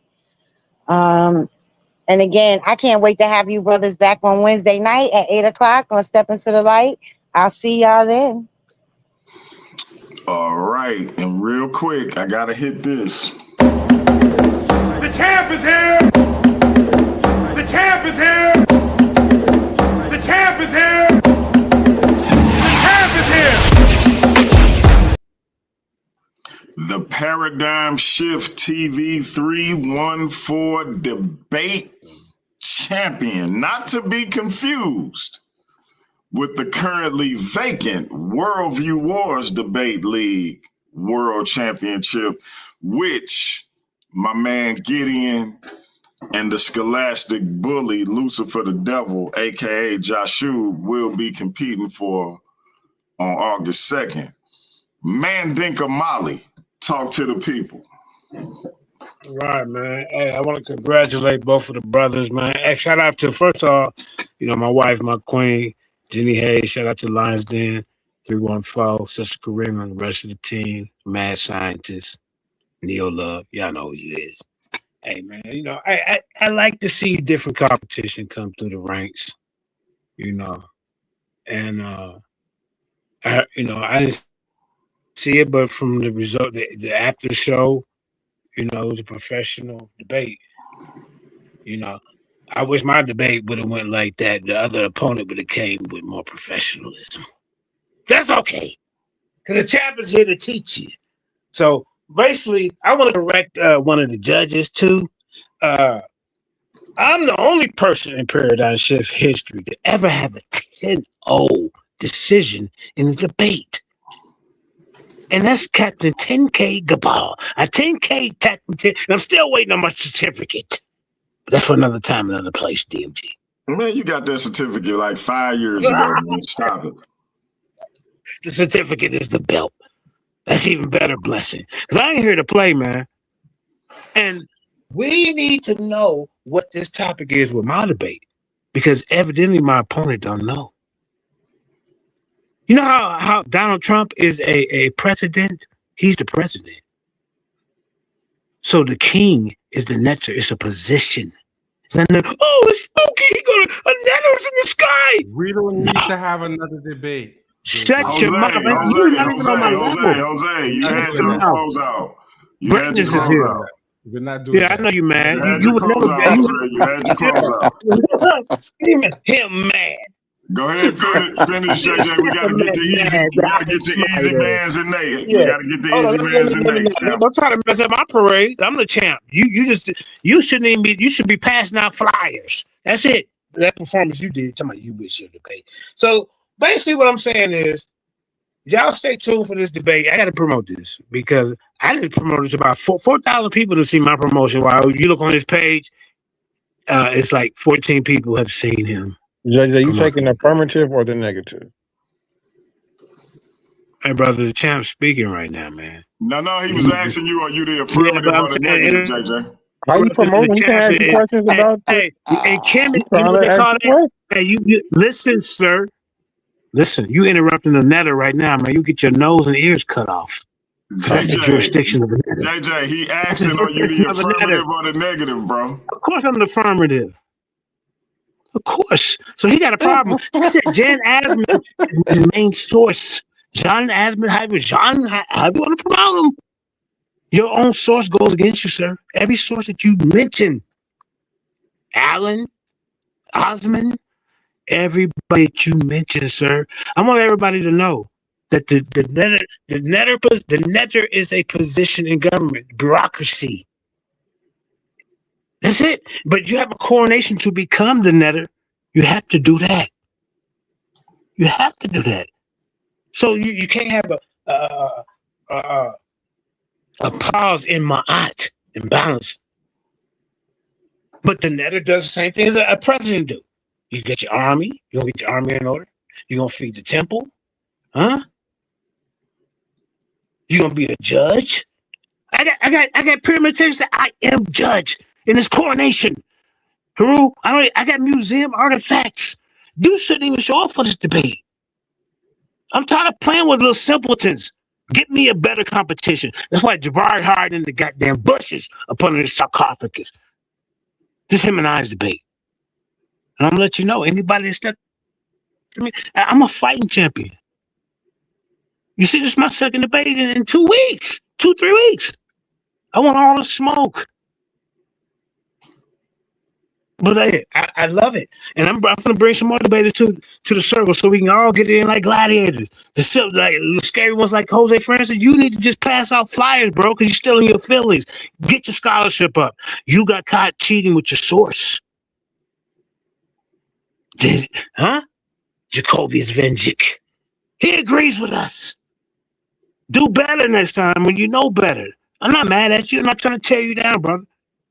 But like I said, bro, I'm not that guy. We just starting off with, but I guess you want to get your lumps first. You didn't really survive. But hey, you went against the best. So now you can debate everybody else. I yield. Oh, you think darkness is your ally? You merely adopted the dark. I was born in it, molded by it. I didn't see the light until I was already a man. By then it was nothing to me but blinding. right, Easy Bandz. It's on you, my brother. Yes, sir. Yes, sir. Peace and blessings to everybody on the panel. Appreciate you all for being here. As far as the debate went, you guys already know I believe I won the debate, but I respect everybody's opinion. I just want to close out by maybe doing a brief summary of some of the things that I did talk about and why I do think that I actually won the debate. So I'll start off by talking about the actual debate title. The debate title is there an Islamic dilemma? And basically what that means is that the Quran, the claim is that the Quran affirms the previous scriptures, such as the Injil, the Zabur, the Torah, and everything else that was with them, the prophets, etc. And so I went into the Torah and I went into the Injil and I went into those books showing how those books actually are against the revelation that comes from the Torah. So that's the Islamic dilemma. The Islamic dilemma is the Quran affirms and confirms these books, which I showed you numerous scriptures where it affirms and confirms them. Nowhere does it ever claim that those books are corrupted. It does make claims about people maybe distorting the meanings to other people and lying about what it says, but it never ever talks about any corruption within these books. Now, the important part is that it describes the books being preserved at the time of Muhammad. Okay, so it's commanding people at the time of Muhammad to follow those books. Okay, so now when it comes to it, if we come to the crux of the argument, my opponent is claiming that these books were corrupt or are gone forever, and what we have is just like a different book or whatever it may be. That's his claim, that is corrupted, etc. So then, if that's his claim, right, he has to substantiate that, because his own scriptures, the Quran, says that these books were there available, or these scriptures were there available at the time of Muhammad. So now he has to tell me when these scriptures were corrupted, or when the Injil was lost. He said, I don't know. Only Allah knows, he said, in a debate. And so I'm puzzled as to how it could have even been that close, or he could have, gotten the nod. So, at that point, his whole debate, his whole point is done, because he can't substantiate his claim. And I am actually substantiating my claim. I'm showing you the history of these books. I'm showing you that they're tied to history. I'm showing you that, I'm showing you basically in the Quran itself, I'm showing you where these books are being affirmed, where people are being told to follow these books. I even showed the prophecy where Allah basically talks about the followers of Jesus, right? And says that there would be upmost and there would be superior till the end of days, till the end of time, right? And I showed how Christianity is the most popular religion right now and has been since its inception. All right, so we overcame our opposition. So even the prophecies in the Quran speak about Christians being superior, and we are, if we look at the stats. I even put up some stats. So I covered a lot, and so obviously I'm a little bit disappointed, but this kind of thing happens when you enter a ring, right? So I want to thank everybody again, and we'll wait on the next judge, and I'm ready to go, man. Whoever wants to, debate me next. If the brother wants to do a rematch on this, we can do that as well. It is what it is. So thanks once again. God bless y'all all, and glory to God. And real quick, Easy Bandz, I saw that you got a big one coming up, man, against Captain Katazai, brother. Salute to you. He rarely gets in the ring, man. So I'm rooting for you in that debate, bro. Thank you. Yes, sir. Yes, sir. And let's go over to our brother. You either die a hero or you live long enough to see yourself become the villain. Nathaniel Hughes. What's the word, brother? Talk to us. Yes, sir. Yes, sir. Thanks for everybody coming out. Thanks for everybody that voted in the polls. Thanks for all your comments, questions. Again, thank you, Bandz, for the topic. And the debate topic, I learned a lot doing my research. If we have a rematch, Hey, Nate. Nate. Yeah. I don't know if that's just me or your audio sound like somebody pressing fast forward. It's not just you. I hear it too. Can you hear me now? We can hear you. It just sounds like you. It's like you talking super fast for some reason. I don't know. We had to go out and come back in last time. Let me go out and come back in. Okay. Easy Bands, when is that debate with Cocktail? It's Wednesday. Oh. Yeah, and it's basically about whether Joseph was the biological father of Jesus or not. I'm saying, yeah, so I have the traditional Christian stance on it. I would say that's an easy win for you, but I know that can be tricky when you dealing with I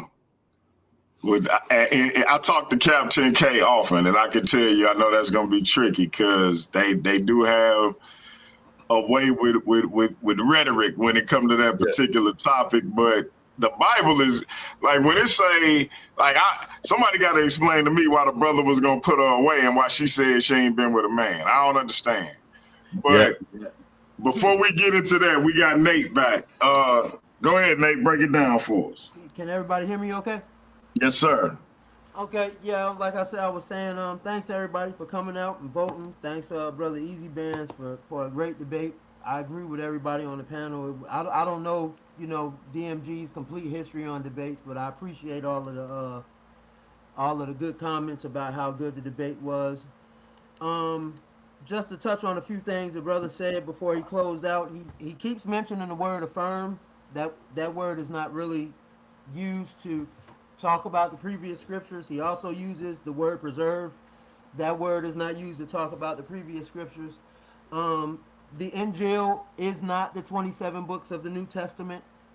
So, we don't need too much evidence outside of the Quran to substantiate that, because the Quran says the Injil is given to Jesus. Historically, we know that the Injil, that the Gospels were written after Jesus. And to his last point about populations, he quoted a 2020 poll where there were 1.8 billion Muslims. Well, it's 2026, and there's 2.2 or 2.3 billion Muslims today. And so just like 1,200 years ago when George the Belton came up with this, he was worried about his flock. David Wood and them, they're worried about Islam finally crossing the threshold and being the largest religion. So, I don't know if that's Easy Band's motive, but I can definitely say that's definitely, if anybody watches the news, you're on social media, you can definitely see that's a concern. But again, I want to say thank you to everybody. I appreciate all the good comments and all the good questions, and again, brother Easy Bands, I learned a lot. So I want to ask you another question. yes, sir. So this Injil, real quick, the Injil that you say that Jesus received orally, right? Yeah. Is it a different gospel than the Torah, or did he just receive it in a different manner? Okay, so the Torah is sent to Moses, right? And so the gospel that Jesus came with is a gospel that he would have been teaching. It wouldn't have been a gospel that came in 50 AD when, they start writing the gospel 17 years after Jesus, is my point. Yeah, but when he went to the temple, he read from something that they had written down, right? The Torah. Right. So my question is that the revelation that you say that Jesus received, the Injil, does it differ from the Torah? Yes. It does. So Jesus Yes. has a different. Okay. Yes, Jesus was given a revelation, and Moses was given a revelation. So Different revelations. yes. Okay. Yeah, man. Listen. So again, at the top of the debate, we got Haru Conscious versus Mandinka Mali this Sunday, 5:15 Central Time. At the top of that debate, I will be reading the alternate judge's decision. We will hopefully have a definitive winner for you, family, and we will be telling you who won this debate. Monday, look for the Worldview Wars top 10, topic for topic, top 10. You know how they have pound for pound in boxing and MMA? In Worldview Wars, we got a topic for topic top 10 that will be out Monday. I wanted to get the results to this debate, and I wanted to get Heru and Mandinka's debate out of the way before I release that. So that will be out on Monday, and we are headed into debate mania season, starting with the last argument standing. We're looking for 2 more competitors. 2 more. We got 6, but after looking at how things were lining up, we need 2 more. So if you want to declare for the last argument standing, let me know. I will get you in there, and we will get that thing rocking. Let me know ASAP. We can go as is. I got some ideas on how we can do that, but we would prefer to get those 2 more participants, and I'll be talking about that in the group chat as well. Again, my apologies for last night. Like I said, for those who don't know, I will fill you in at some point on what happened. But for those who needed to know, they do know. Luckily for me, things turned out to be okay, but had to postpone the show, and that kind of got us to where we are now, where our brother wasn't able to join us. But again, I apologize for that. We will have that rectified this Sunday, and we will have a winner definitively announced. And again, unless for whatever reason he couldn't call it either, at that point, I'm just going to tell the brothers, look, we just got to do another rematch on a similar topic. But I'm thinking the brother does have a definitive winner, and we're going to get to it. This Sunday, top of the contest, we're going to read those results, and then we're going to get into Heru Conscious and Mandinka Mali. We appreciate y'all rocking with us. We appreciate these 2 brothers putting on a powerful debate, having a lot of decorum and sportsmanship. Appreciate the judges, appreciate the panelists. Paradigm Shift TV 314, Worldview Wars, Debate League. We will be black at it again this Sunday. Mandinka Mali versus Heru Conscious. We will have the alternate judges decision. Appreciate y'all. Till next time. DMG. Oh, go ahead. I'm sorry. Sorry. Can I just drop my last 2 cents in, man? Just right quick before. Not because we still got a judge to vote. All right, cool. Because he made a statement. I just wanted to do it in the back chat. Just do it in the back chat. When we in the stream. All right, bet. All right. Yeah. We stay on with us, and you and Nate can stay on, because if I let you, I can let you do it, and then but Nate gonna want to respond. Yeah, so yeah. I mean, he could respond. Okay. No, because you closed and then he did just now, so it kind of that's both y'all gave y'all. I was finna say both y'all shouldn't even do that because we still have one judge that still has to go to make his decision. So we don't want to just let him go off of the actual debate, not any extra commentary that we made. All right, let's hit the back then. Let's hit the back chat then. Yeah, let's hit the back chat. Gotcha. All right, family, we out. That's peace. Peace. Mm-hmm. I told you I wasn't stepping to. I ain't disrespecting you, son. You want it to be that way. What? You want it to be that way. What is the other way?